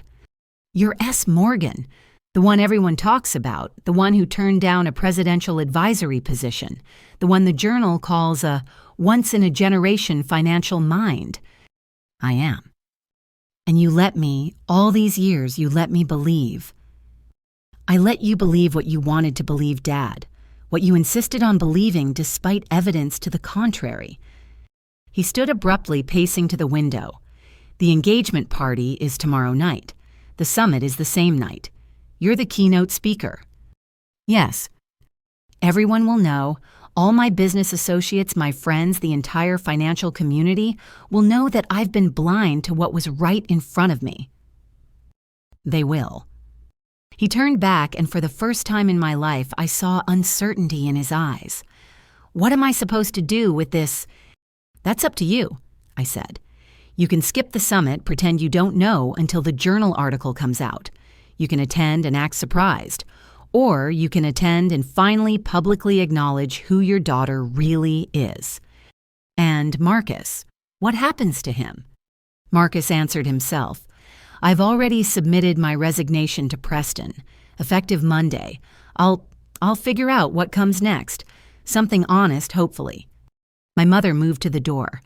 I've said what I needed to say. Robert, I'll be filing for divorce after the engagement party. I've already seen an attorney. Patricia, wait. I've waited 32 years. I've watched you destroy one daughter's self-worth while inflating the other child's ego based on a lie. I've enabled it through my silence. No more. She looked at me with tears in her eyes. Samantha, I'm so proud of you, and I'm so sorry it took me this long to say it out loud. After she left, we sat in the ruins of our family mythology. Everything was in the open now, all the carefully constructed lies scattered like debris after a storm. The engagement party. Charlotte's name came up for the first time. She knows everything, too, doesn't she? Marcus nodded miserably. She's planning to break up with me publicly tomorrow night in front of everyone. And then they'll all go to the summit, my father said slowly, to watch Samantha reveal herself as the person I said would never amount to anything. You could change the narrative, Emma suggested. Show up at the summit proud of Sam. Act like you knew all along but respected her privacy. Save some face. That would be another lie, he said quietly. Haven't we had enough of those? I stood to leave. I need to prepare for tomorrow. Whatever you all decide to do, I'll be at both events. First as Samantha Morrison, the invisible daughter, then as S. Morgan, the woman who built an empire while her father wasn't looking. Samantha, my father called as I reached the door. For what it's worth, I'm sorry.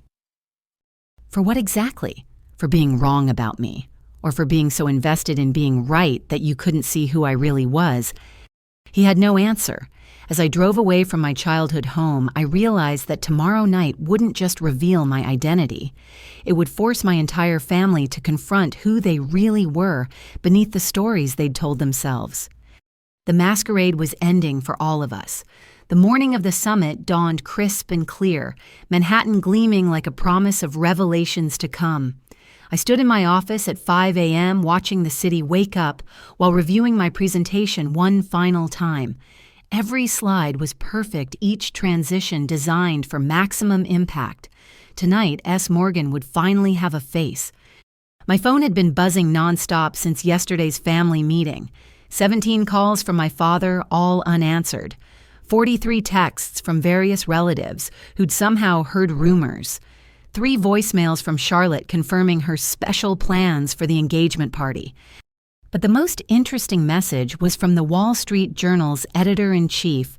Ms. Morgan, we're aware of tonight's revelation. Would you consider an exclusive post-summit interview?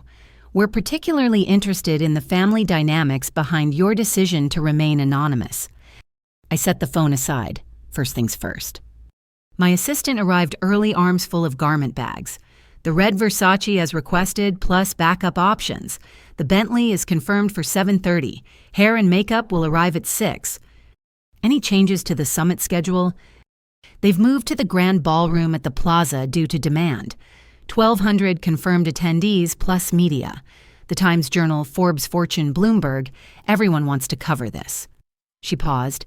Your father called the office 3 times yesterday. I'm aware. Should I? No, radio silence until after tonight. She nodded and left. I turned back to my presentation, but my mind wandered to the other preparation happening across town. Marcus would be getting fitted for his engagement party suit, probably trying to project confidence he no longer felt. Charlotte would be orchestrating her revenge with the precision of a general planning an ambush. My mother would be packing ready to leave the moment the party ended. And my father. He'd be in his study surrounded by the monuments to his misjudgment, trying to figure out how to salvage his reputation. A knock interrupted my thoughts. Emma stood in the doorway looking younger than her 21 years, but with steel in her spine. I wanted to see you before tonight, she said, to thank you. For what? for showing me that success doesn't require approval, that you can build something incredible especially when no one believes in you. I moved around the desk to hug her. You've always had that strength, Em. You just needed to see it modeled. I'm going to tell them about Harvard tonight, at the party, before everything explodes. Good for you. She pulled back, studying my face. Are you ready for this? Once you walk onto that stage, everything changes. Everything changed years ago. Tonight just makes it visible. And Dad?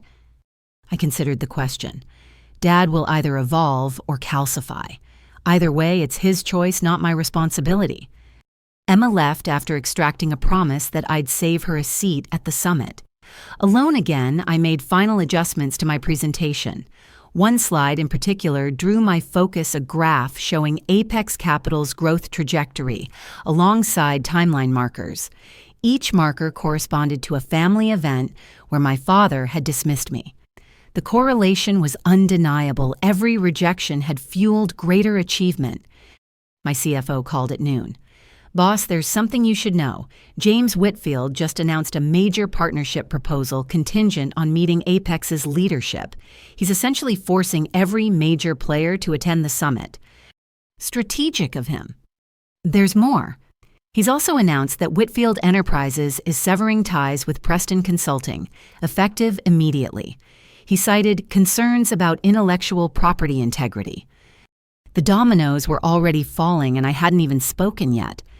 At 4 p.m., I left the office to prepare. The transformation from invisible daughter to visible CEO required more than just clothing. It required shedding 28 years of program diminishment.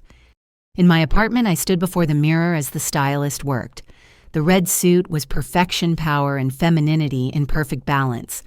My hair, usually pulled back in a simple style, was crafted into something more striking. The makeup artist enhanced, rather than masked, bringing out features I'd learned to downplay around family. You look like a CEO, she said, stepping back to admire her work. I've always looked like one. Now I'm just not hiding it. My phone rang. Marcus. Against my better judgment, I answered. What is it? I need to warn you about something.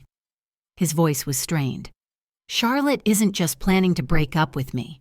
She's hired a documentary crew.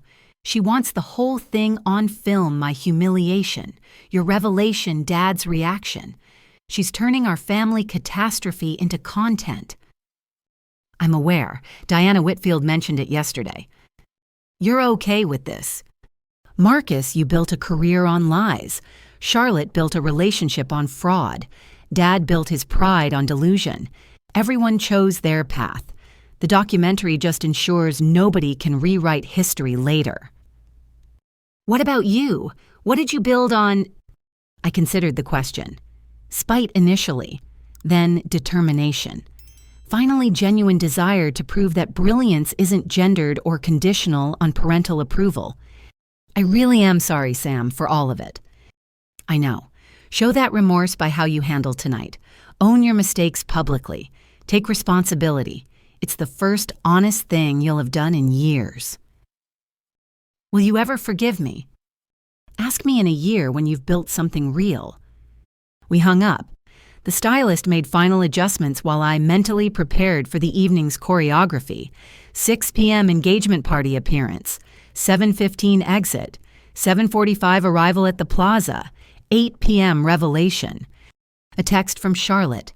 Documentary crew is in place, wearing Carolina Herrera in black, mourning the death of illusions. See you at the execution. Another from Diana. The Journal has a photographer at both venues. They're calling tonight the Morrison reversal. Rather dramatic, don't you think?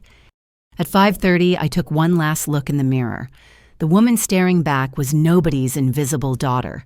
She was S. Morgan, and she was ready to be seen. My driver texted, "Car is ready when you are Miss Morgan."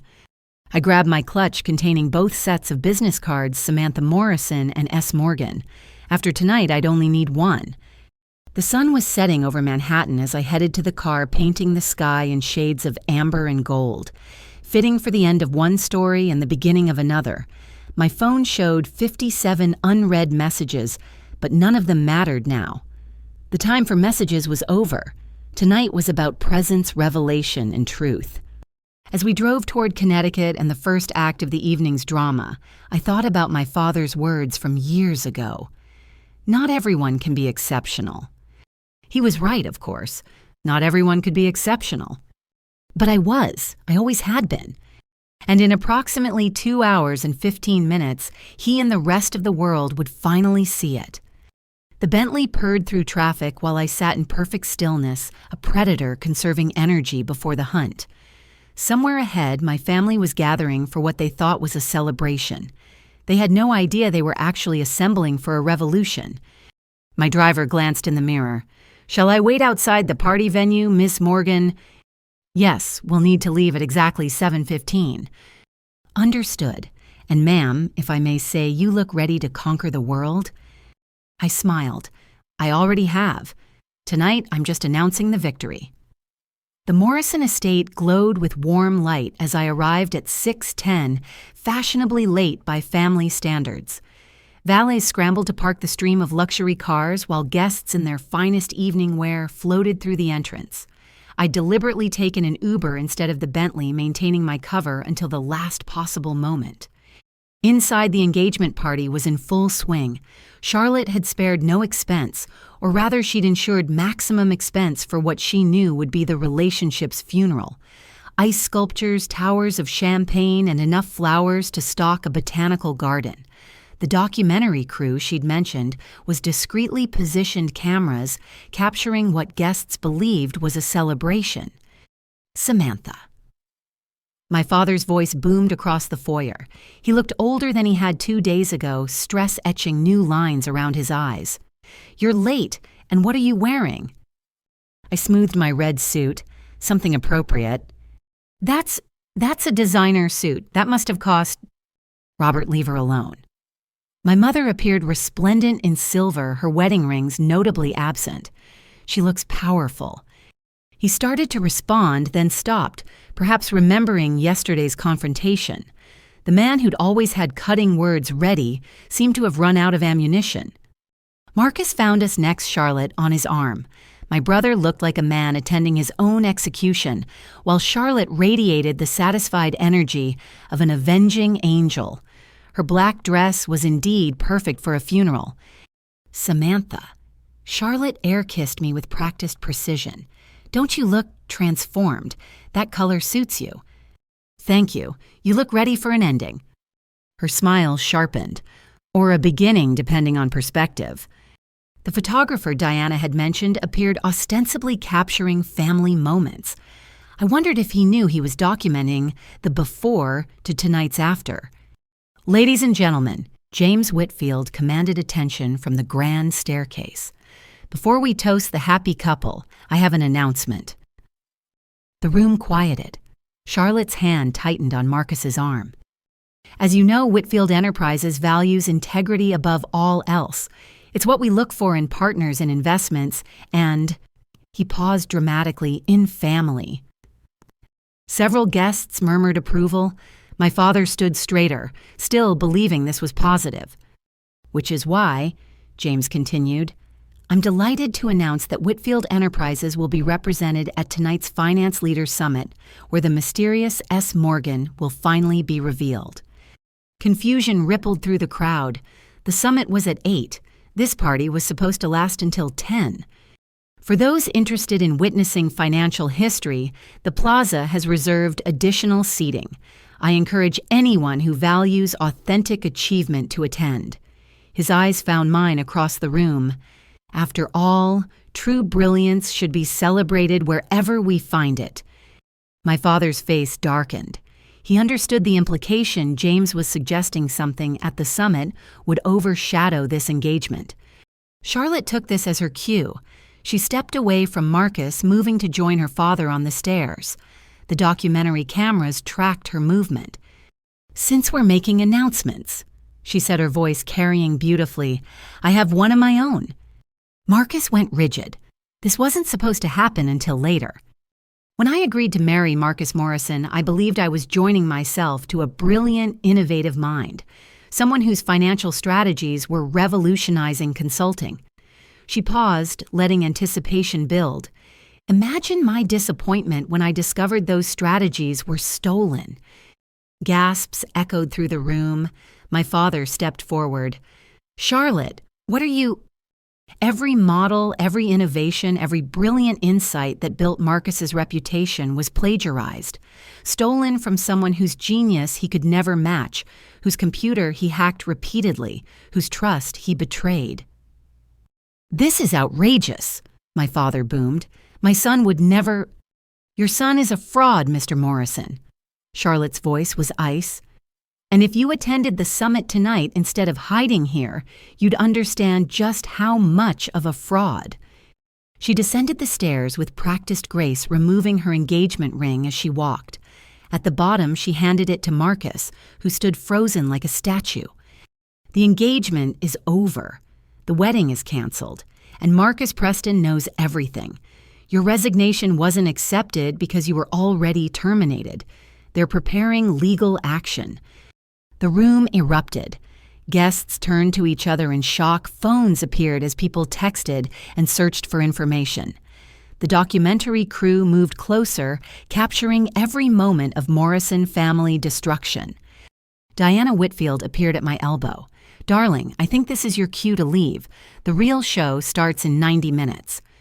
I checked my phone 7:12. Perfect timing. "Samantha, don't you dare leave!" My father's voice cut through the chaos.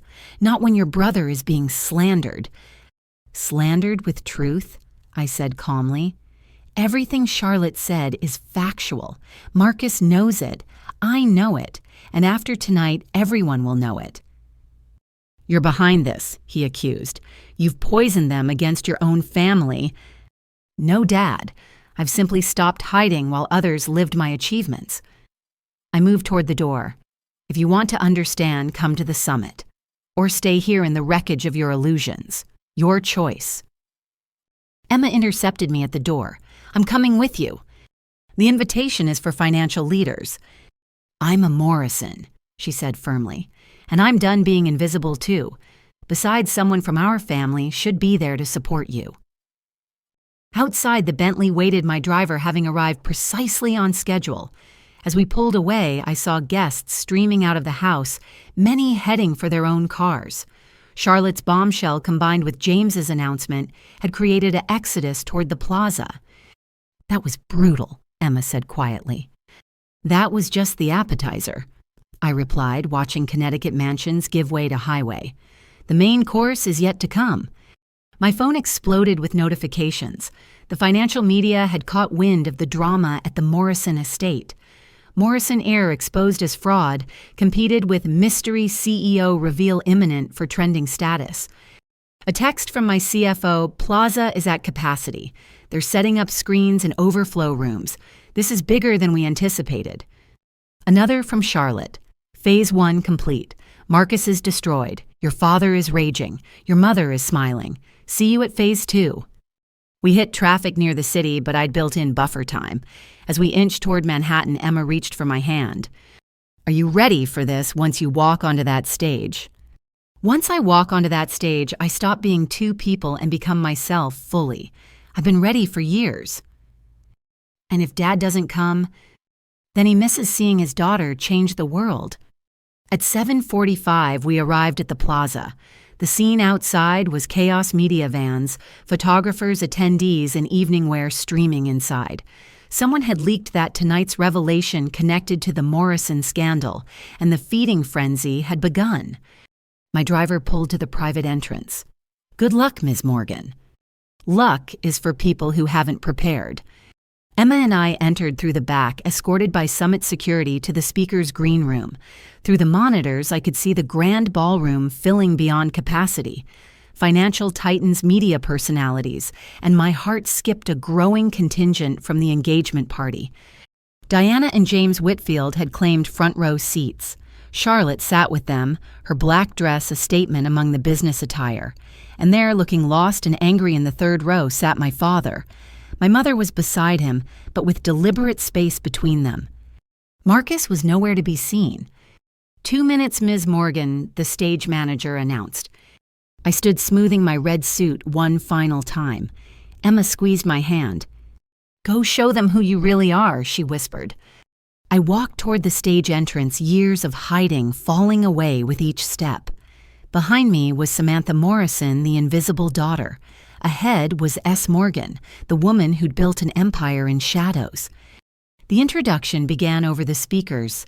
"Ladies and gentlemen, the moment you've been waiting for. The reveal of the decade. The mysterious force behind Apex Capital's unprecedented success." I took a deep breath, thought of every dismissal, every rejection, every moment of being overlooked. Please welcome S. Morgan." I stepped into the light. The reaction was immediate. Gasps, recognition cameras flashing like lightning. I saw my father's face transform from confusion to shock to something unreadable. I walked to the podium with the confidence of someone who had earned every step. The room fell silent, 1,200 people waiting for me to speak. "Good evening," I began, my voice carrying to every corner. "My name is Samantha Morgan, though you may know me by another name. Tonight I want to tell you a story about building success in the shadows, about turning rejection into fuel, and about why sometimes the greatest achievement is proving that those who dismiss you were wrong." I clicked to my first slide, a photo of a young girl standing behind her family out of focus. This story begins with a father who said his daughter would never be the bright one. The presentation had begun. The truth finally would have its moment in the light. Standing at the podium, I let the silence stretch for a moment, watching 1,200 faces process what they were seeing. The financial media had speculated about S. Morgan for 2 years. Was she old, young American foreign connected to old money or entirely self-made? Now they had their answer, Robert Morrison's dismissed daughter.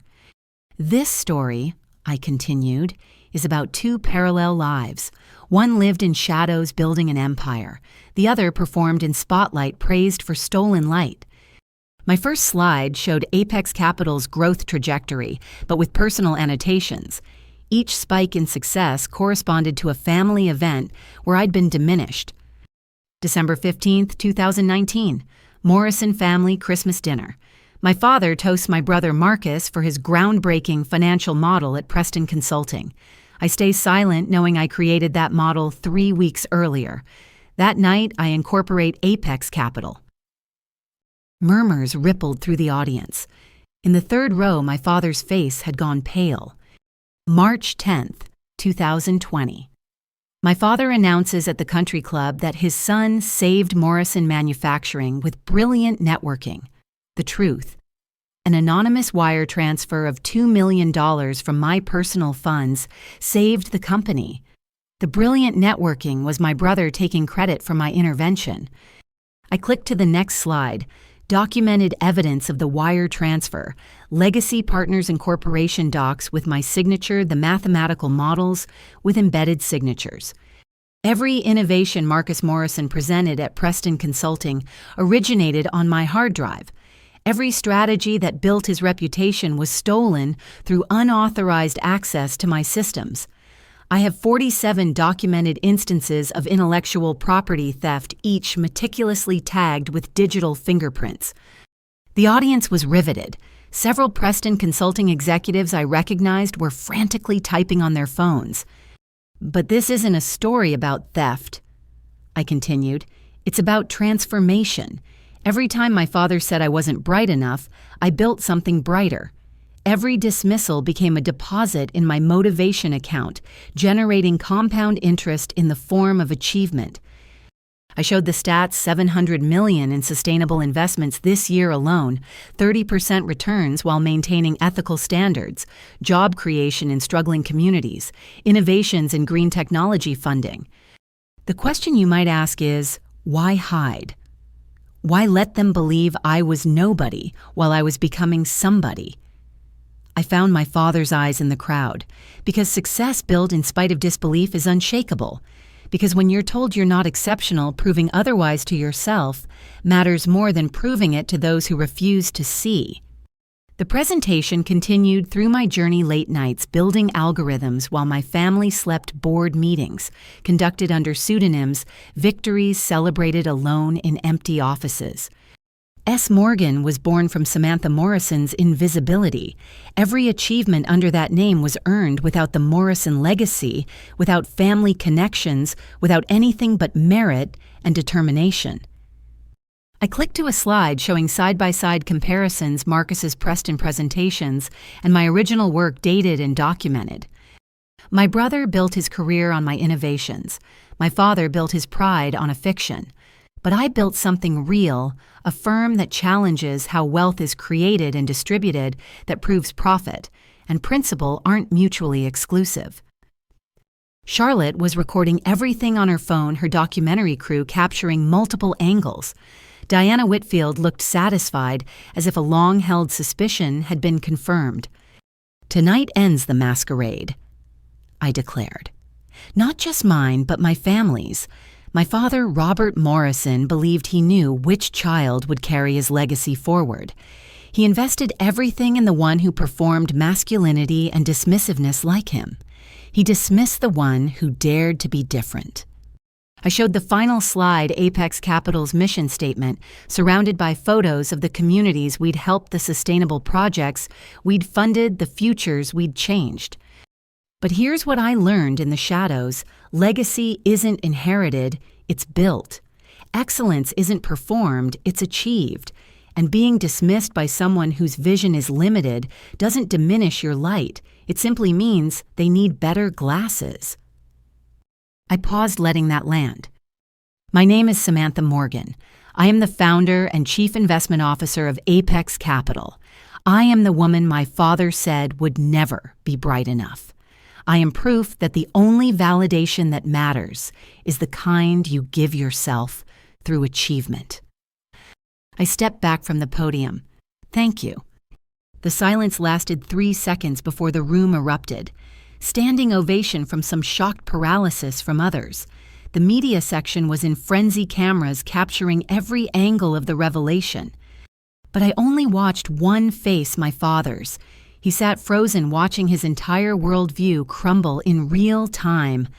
My mother stood and applauded, tears streaming down her face. Emma cheered from the wings. Then movement in the crowd. Marcus had arrived, disheveled and desperate. He pushed through the standing audience, reaching the front just as the Q&A was supposed to begin. "Those were my ideas," he shouted, desperation cracking his voice. "She's lying, we collaborated." "Mr. Morrison." The moderator tried to intervene, but Marcus grabbed a microphone from the front table. "I'm Marcus Morrison, her brother. We worked together on those models. She's trying to destroy me out of jealousy." "Then explain this," I said, calmly pulling up my phone. I connected it to the presentation system, showing a video file. Security footage from our home office dated 2 years ago. The video played on the enormous screens, Marcus at my computer at 3 a.m. downloading files to a USB drive. The timestamp matched the night before his first major Preston presentation. Or this. Another video, another theft, another timestamp correlating to his supposed innovations. The room watched Marcus Morrison's complete destruction in high definition. I can explain. No. Charlotte stood up, her voice carrying clearly. "You can't, because I have 37 more videos just like those, plus keystroke logs, plus testimony from the IT specialist who helped you hack her systems." Security moved toward Marcus, but he backed away, looking wildly between me, Charlotte, and our father. "Dad, tell them I'm the bright one, the exceptional one." But our father remained seated, silent, his face a mask of shattered certainty. Marcus fled, pushing through the crowd and disappearing into the New York night. The cameras tracked his exit, the final scene in his public humiliation. I returned to the microphone. "Are there any actual questions?" Hands shot up throughout the room. The first question came from the Wall Street Journal. "Ms. Morgan, why reveal this now?" "Because truth has its own timeline. My success has established my firm's reputation unshakable. I no longer need shadows for protection, I can afford sunlight." More questions followed, about strategy, about family, about the future. I answered them all with the confidence of someone who had nothing left to hide. Finally, someone asked the question I'd been expecting. What do you say to other women who've been dismissed or overlooked? I looked directly at the camera broadcasting this live to financial networks worldwide. Build anyway, succeed anyway, and when they finally see your light, make sure it's too bright to ignore. The session ended to thunderous applause. As I left the stage, Emma tackled me in a hug. "You were incredible." Over her shoulder, I saw my parents. My mother approached my father, hanging back. "Samantha," she said softly, "I'm so proud of you, and so sorry it took this long to say it." My father stepped forward hesitantly. For the first time in my life, Robert Morrison looked small. He started, then stopped. I was wrong. 3 words. 3 words that couldn't undo 28 years, but might perhaps begin something new. "Yes," I agreed. "You were." "Is there any chance, can we talk, really talk?" I considered this. "Tomorrow.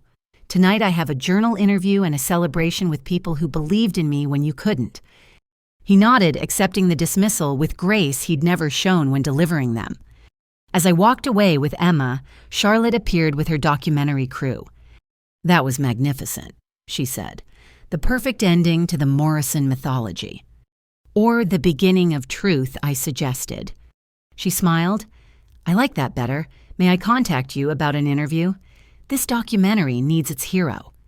I agreed, then made my way through the crowd of well-wishers, business cards pressed into my hands, collaboration offers flowing like champagne. James Whitfield shook my hand with genuine respect. Diana whispered that she'd known all along. Even some of Preston's executives approached, asking about recovering the stolen models for proper attribution. Outside, the Plaza New York sparkled with promise. The Bentley waited, but I wasn't ready to leave yet. "Emma," I said, "wanna walk process everything." She linked her arm through mine. "Lead the way, Ms. Morgan." As we strolled through Manhattan, my phone buzzed with hundreds of messages, media requests, and partnership offers. S. Morgan was no longer mysterious, no longer hidden. She was Samantha Morrison, transformed, revealed, and finally undeniably seen. Behind us, the plaza's lights blazed against the night sky. Somewhere in the city, Marcus was facing his reckoning. Our parents were confronting their choices. The Morrison family story had shattered and scattered. But I walked forward into a future I'd built with my own hands, finally wearing my own name with pride. The bright one, after all. The Wall Street Journal interview was scheduled for 10 p.m. in a private suite at the Plaza. I'd changed from my red power suit to a more comfortable but equally commanding black ensemble. Emma waited outside while I faced a panel of 3 senior journalists, their recorders creating a small forest on the coffee table between us. "Let's start with the obvious," Sarah Chen, their lead financial reporter, began. "You built a $700 million firm while your family believed you were a secretary. How—" "Compartmentalization," I replied. "I became an expert at living 2 lives. Samantha Morrison left the family home each morning to do administrative work. S. Morgan arrived at Apex Capital to move markets. But the psychological toll must have been immense. Less than you'd think. Every dismissal from my father became fuel. Every time Marcus stole my work and received praise for it, I created something bigger he couldn't steal. Spite is a powerful motivator when channeled correctly." David Martinez, their investigative journalist, pulled out a tablet. "We've been investigating the intellectual property theft. Our tech consultant says the digital signatures in Marcus's presentations are incredibly sophisticated. You planned for this revelation years ago. I suspected Marcus's thefts would escalate. The signatures were insurance. I wanted undeniable proof when the time came. And that time is now because I no longer need to hide. Apex Capital's success speaks for itself. My identity was the last secret to reveal." Chen leaned forward. "Your father's reaction tonight, he seemed genuinely shocked. In 28 years, he never suspected—" "People see what confirms their beliefs. My father believed women in business were diversity hires or administrative support at best. Every evidence of my success he rationalized away. Speaking of family," Martinez said carefully, "your mother announced her divorce filing tonight. Were you aware? She told us yesterday, 32 years of enabling toxic favoritism was enough. And Marcus, there are reports he's been arrested. This was news to me, but I kept my expression neutral. I wasn't aware of any arrest. Chen checked her phone. Just came through. Preston Consulting filed criminal charges for corporate espionage and intellectual property theft. He's being held pending bail hearing. I felt a complicated mix of satisfaction and sorrow. He made his choices. No sympathy for your brother. I have sympathy for the boy who felt he had to steal to meet impossible expectations. I have none for the man who built a career on my work while watching our father dismiss me. The interview continued for another hour, covering everything from Apex's investment strategies to my plans for expansion. Finally, Chen asked the question I knew was coming. What happens to your relationship with your father now? That's up to him. He can choose to see me as I am or continue seeing what he prefers, but I'm done performing invisibility for his comfort. As the journalists packed up, Martinez lingered. Off the record, this is the story of the year, maybe the decade. Brilliant woman builds empire while family treats her as furniture. It's Shakespearean. Shakespeare usually ends badly for everyone, I reminded him. Not the comedies. And this feels more like a comedy mistaken identities revelation reconciliation, except you wrote your own ending. After they left, I found Emma in the hallway talking animatedly on her phone. She hung up when she saw me. That was Mom. Dad's still at the Plaza Bar drinking with James Whitfield. Apparently James is explaining exactly how badly Dad misjudged everything. And Marcus. In custody. Charlotte's father recommended a prosecutor who specializes in corporate crime. She's not playing around. We walked to the elevator together. In the lobby, the night's drama was still unfolding. Financial executives clustered in groups discussing the revelation. Several recognized me and nodded respectfully, a new experience. Outside, the October air was crisp with promise. My driver waited with the Bentley, but I wasn't ready for solitude yet. Want to get a drink? I asked Emma. Somewhere no one knows us. After tonight, good luck with that. Your face will be on every financial news site by morning. She was right. My phone already showed notifications from Bloomberg, Reuters, Financial Times. S. Morgan's revelation was global news. We ended up at a tiny bar in the village, the kind of place that didn't have TVs and didn't care about Wall Street drama. Over whiskey, Emma finally asked the question I'd been waiting for. Do you regret any of it? The hiding, the deception, letting them believe you were nothing. I regret that it was necessary. I regret that my father's limitations forced me into shadows. But the hiding itself, no. It gave me freedom to build without interference, to fail without judgment, to succeed without attribution until I was ready. And now I'm just Samantha Morgan, publicly successful, privately exhausted, trying to figure out who I am when I'm not keeping secrets. My phone rang. The caller ID showed Charlotte. I wanted you to know, she said without preamble. The documentary will be fair to you. You're not the villain of this story. I appreciate that. Also, Marcus made bail. My father posted it on the condition he cooperates fully with authorities and enters therapy. Apparently, James had a son who crumbled under similar pressure years ago. He sees a chance for redemption. That's unexpectedly kind. My father values authenticity above all. Marcus was inauthentic, but he was also trapped by your father's expectations. There might be hope for him yet. After we hung up, Emma raised her glass. To the end of hiding. To the beginning of truth, I countered. We drank and I thought about all the beginnings tonight represented. A new relationship with whatever family remained. A public identity as S. Morgan. A future where my achievements bore my real name. But first there were practicalities. My assistant had texted a schedule for tomorrow breakfast with 3 major investors, lunch with a Senate committee on sustainable finance afternoon strategy session, with my team about going public. I should go, I told Emma. Tomorrow starts early. Tomorrow starts a new life, she corrected. One where everyone knows exactly how bright you are. As my driver took me home through quiet streets, I saw my reflection in the window no longer split between two identities, but finally simply myself. The masquerade was over. The real work could begin. My phone showed one final message from a number I didn't recognize. Your presentation tonight gave me courage to stop hiding my own achievements. Thank you for showing that dismissal doesn't diminish us, it reveals the limitations of those who can't see. It was signed, Another Invisible Daughter About to Become Visible. I smiled and typed back, Build your empire. The world is waiting to see your light. Tomorrow the financial world would dissect every moment of tonight's revelation. Articles would be written, analyses produced, opinions offered. The Morrison family drama would be reduced to lessons on leadership, authenticity, and the cost of prejudice. But tonight I was simply a woman who had finally told her truth, sitting in the back of a car, driving through a city she had quietly conquered, no longer needing shadows for protection. The bright one, indeed. The next morning arrived with a weight of consequence.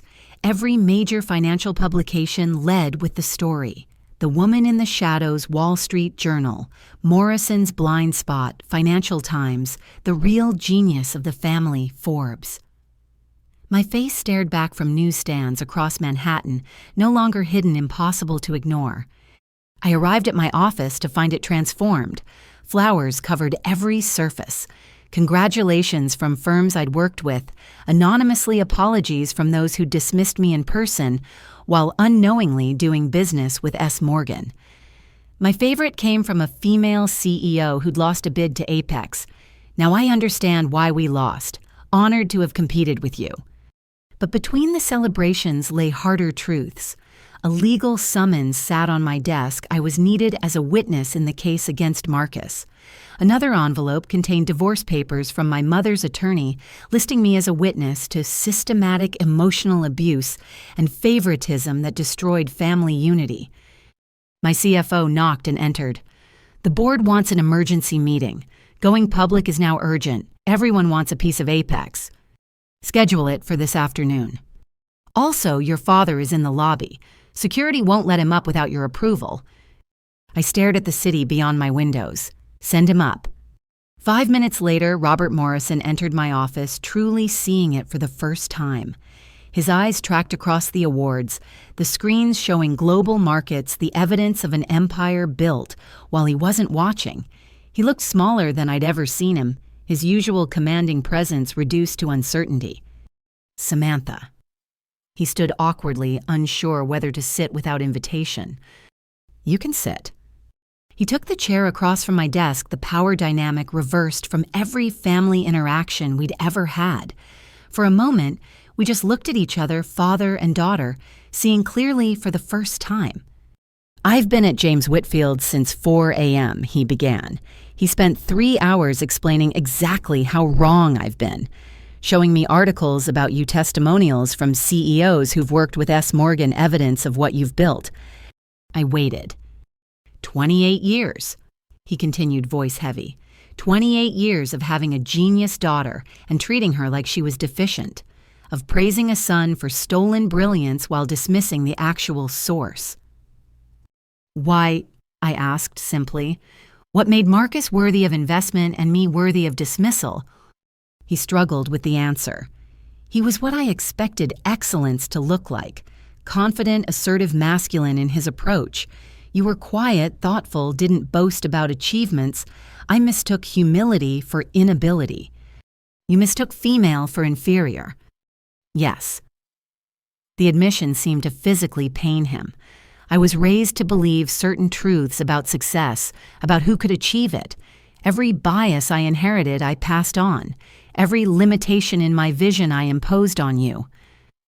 And now I'm a man whose son is facing prison for stealing from the daughter I called dim, whose wife is leaving him for emotional cruelty, whose business was saved by the child he deemed worthless. He met my eyes. I'm a fool, Samantha. A proud, blind fool who destroyed his own family because he couldn't see past his prejudice. The words I'd waited decades to hear felt hollow now. What do you want from me, Dad? Nothing. I have no right to want anything. I came to apologize knowing it changes nothing. To tell you that I see you now too late, but completely. You're not just bright Samantha. You're brilliant, exceptional. Everything I said, Marcus, was you actually are. I know.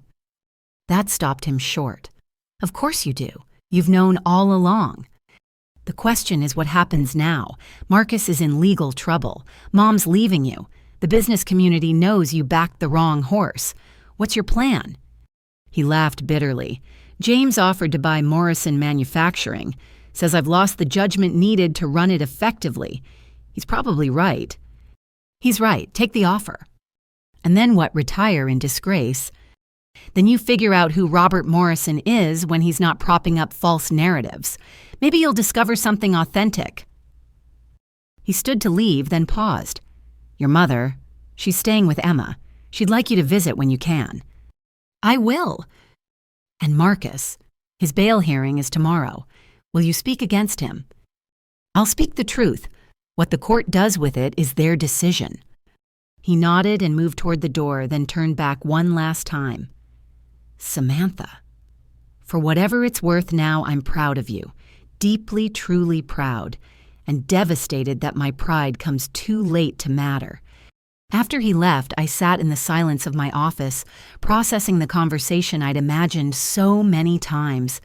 In my fantasies, his apology had felt like victory. In reality, it felt like anticlimax necessary, but insufficient, changing nothing about what had been lost. My assistant buzzed. Ms. Morgan Charlotte Whitfield is here with a film crew. Should I send them in? Give me 5 minutes, then yes. I composed myself, shifting from daughter to CEO. Charlotte arrived with a small crew, her energy focused and professional.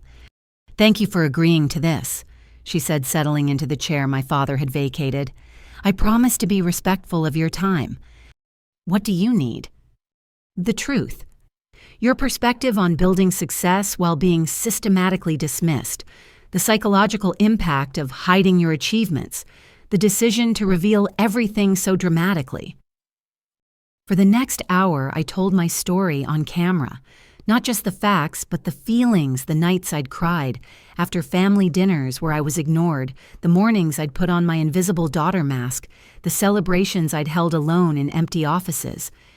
The hardest part, I admitted, was not the hiding itself, but what it cost me. Relationships I couldn't fully have because I was lying about who I was. Celebrations muted by secrecy. A family who never knew their daughter and sister. Do you think your father can change? People can always change. Whether he will is another question. He's lost everything he built on false premises. His pride in Marcus, his marriage, his reputation. Maybe from that destruction, something real can grow. And Marcus was a victim too, in his way, of expectations he couldn't meet honestly, of pressure that made theft seem like survival. I hope he finds a way to build something authentic. That's remarkably generous considering. Anger is exhausting. I'd rather focus on what's next. When the crew finished, Charlotte lingered. I wanted to apologize. I was so focused on exposing Marcus that I didn't consider how it would affect you. You gave me the push I needed. The revelation was inevitable, you just accelerated it. Still, family is complicated, even toxic family. Especially toxic family. She left me with a promise to send the finished documentary for approval. Alone again, I turned to the work that had always sustained me, reviewing proposals, analyzing markets, building the future. But throughout the day, between meetings and calls, I thought about transformation. Marcus would have to transform from fraud to whatever came next. My father from certainty to humility, my mother from enabler to independent woman, Emma from invisible sister to visible achiever. And me, I had to transform from the woman who built an empire in shadows to one who could lead in light. That evening, I visited my mother and Emma at Emma's apartment. We ordered Chinese food and sat on the floor like we had when Emma and I were children, before success and failure had been assigned. I filed the papers, my mother said. 32 years ended with a signature. How do you feel? Free? Terrified? Angry at myself for waiting so long? She picked at her low mane. I enabled him, you know. Let him diminish you, inflate Marcus. I chose peace over justice. You were surviving too, Emma offered. We all were in our ways. No more surviving, my mother declared. From now on, we thrive. We talked late into the night about futures now possible. Emma would attend Harvard openly, proudly. My mother would travel, maybe return to school herself. I would lead Apex into public markets, expanding our mission of profitable ethics. As I prepared to leave, my mother hugged me tightly. I know I failed you as a mother.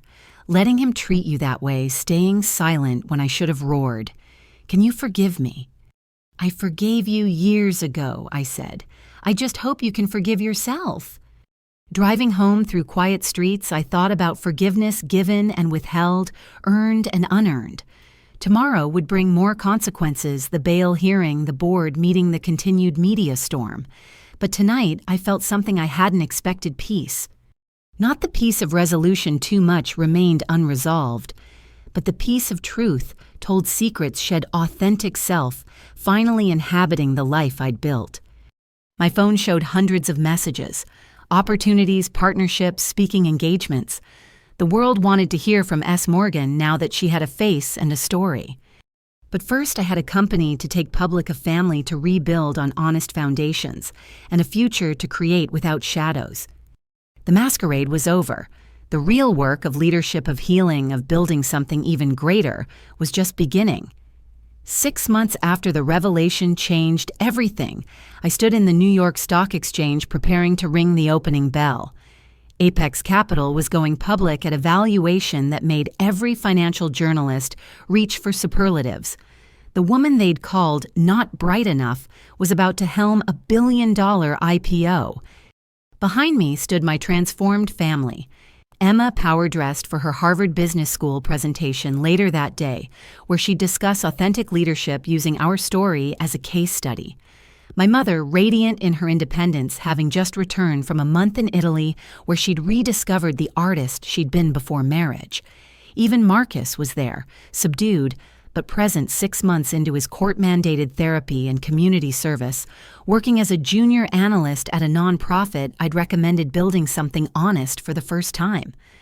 My father stood apart, slightly still, learning how to exist in a world where his assumptions had crumbled. He'd sold Morrison Manufacturing to James Whitfield, who'd retained all employees and promoted the women my father had overlooked. These days, Robert Morrison volunteered teaching financial literacy in underserved communities, discovering humility through service. As I reached for the bell, I thought about the journey from shadow to light. The financial press had dissected every angle of our story. Charlotte's documentary, The Invisible Empire, had won awards and sparked conversations about bias in business and families alike. Young women wrote to me daily sharing their own stories of building brilliance while being dismissed. The bell rang its sound, carrying across the trading floor and beyond. Apex Capital was public S.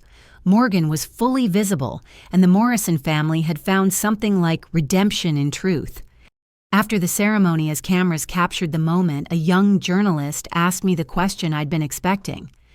Ms. Morgan, what would you tell other invisible daughters and sons who are building in the shadows?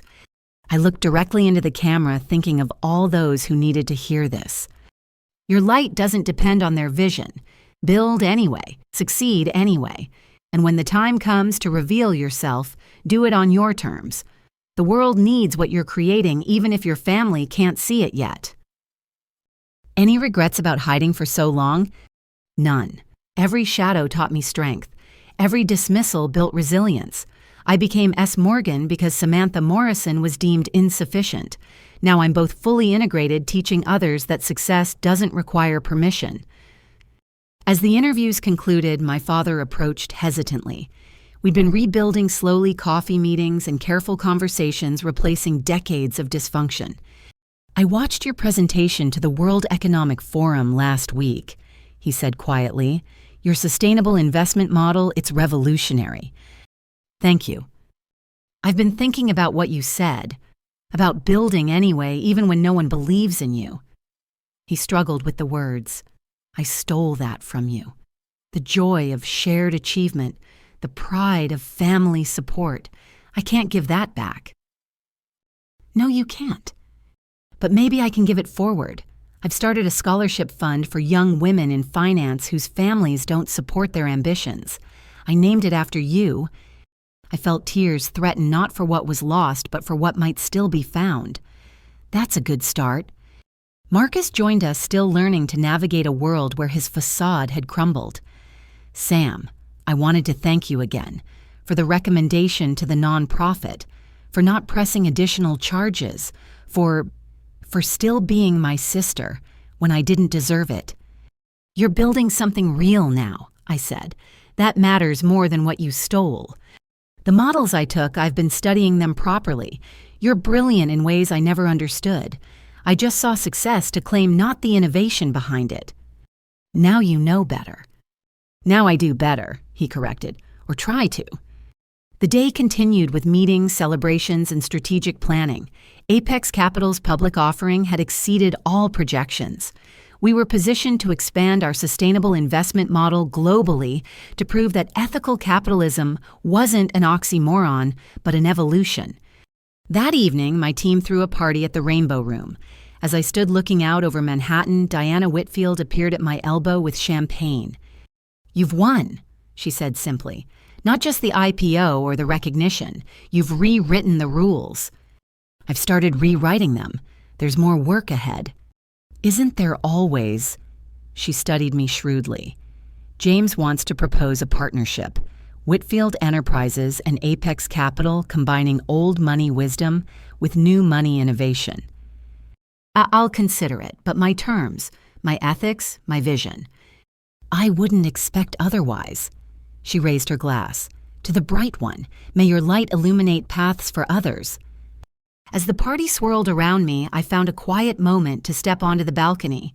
New York spread below, lights twinkling with promise and possibility. My phone showed messages from around the world, investors' partners, young women seeking mentorship, families reconsidering their own dynamics. Emma joined me, leaning against the railing. So what's next? You've conquered Wall Street, transformed our family, changed how people think about success. What mountains are left? All of them, I said. This was just about becoming visible. Now comes the real work, using that visibility to create change.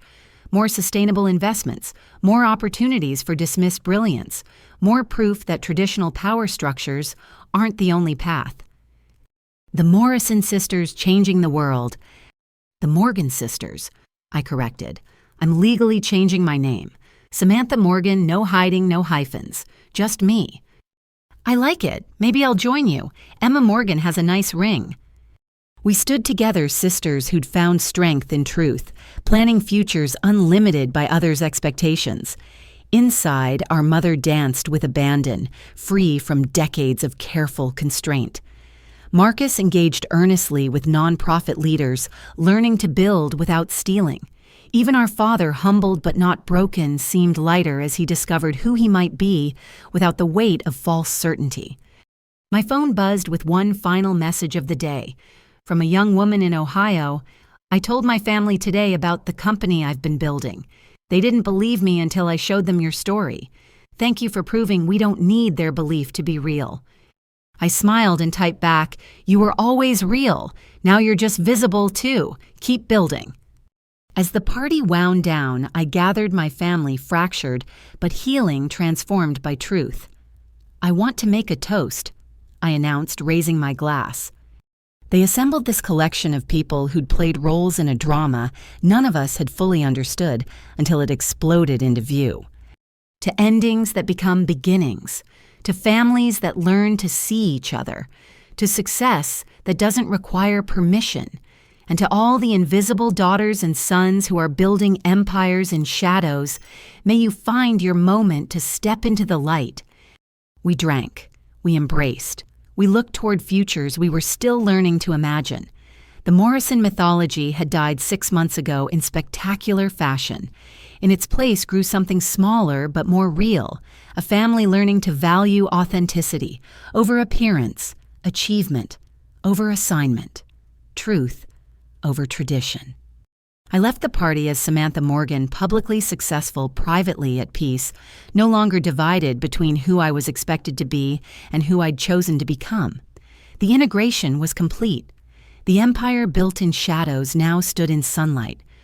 And somewhere in the city, in small apartments and big dreams, other invisible builders were choosing their moments, planning their reveals, gathering courage from a story that proved dismissal was just misdirected invitation to exceed all expectations. The bright one, I'd always been that. Now finally everyone could see. To those of you building in shadows, dismissed by those who should celebrate you, your time is coming. Your light doesn't need their recognition to shine. Build anyway. The world is waiting for what you're creating. What's your story? When will you step from shadow into light? Share your journey in the comments below. Like this video if it resonated with you. Subscribe for more stories of transformation and triumph. And share this with someone who needs to hear that their invisibility is temporary, but their brilliance is permanent. Remember, you were never not bright enough. They just needed better glasses.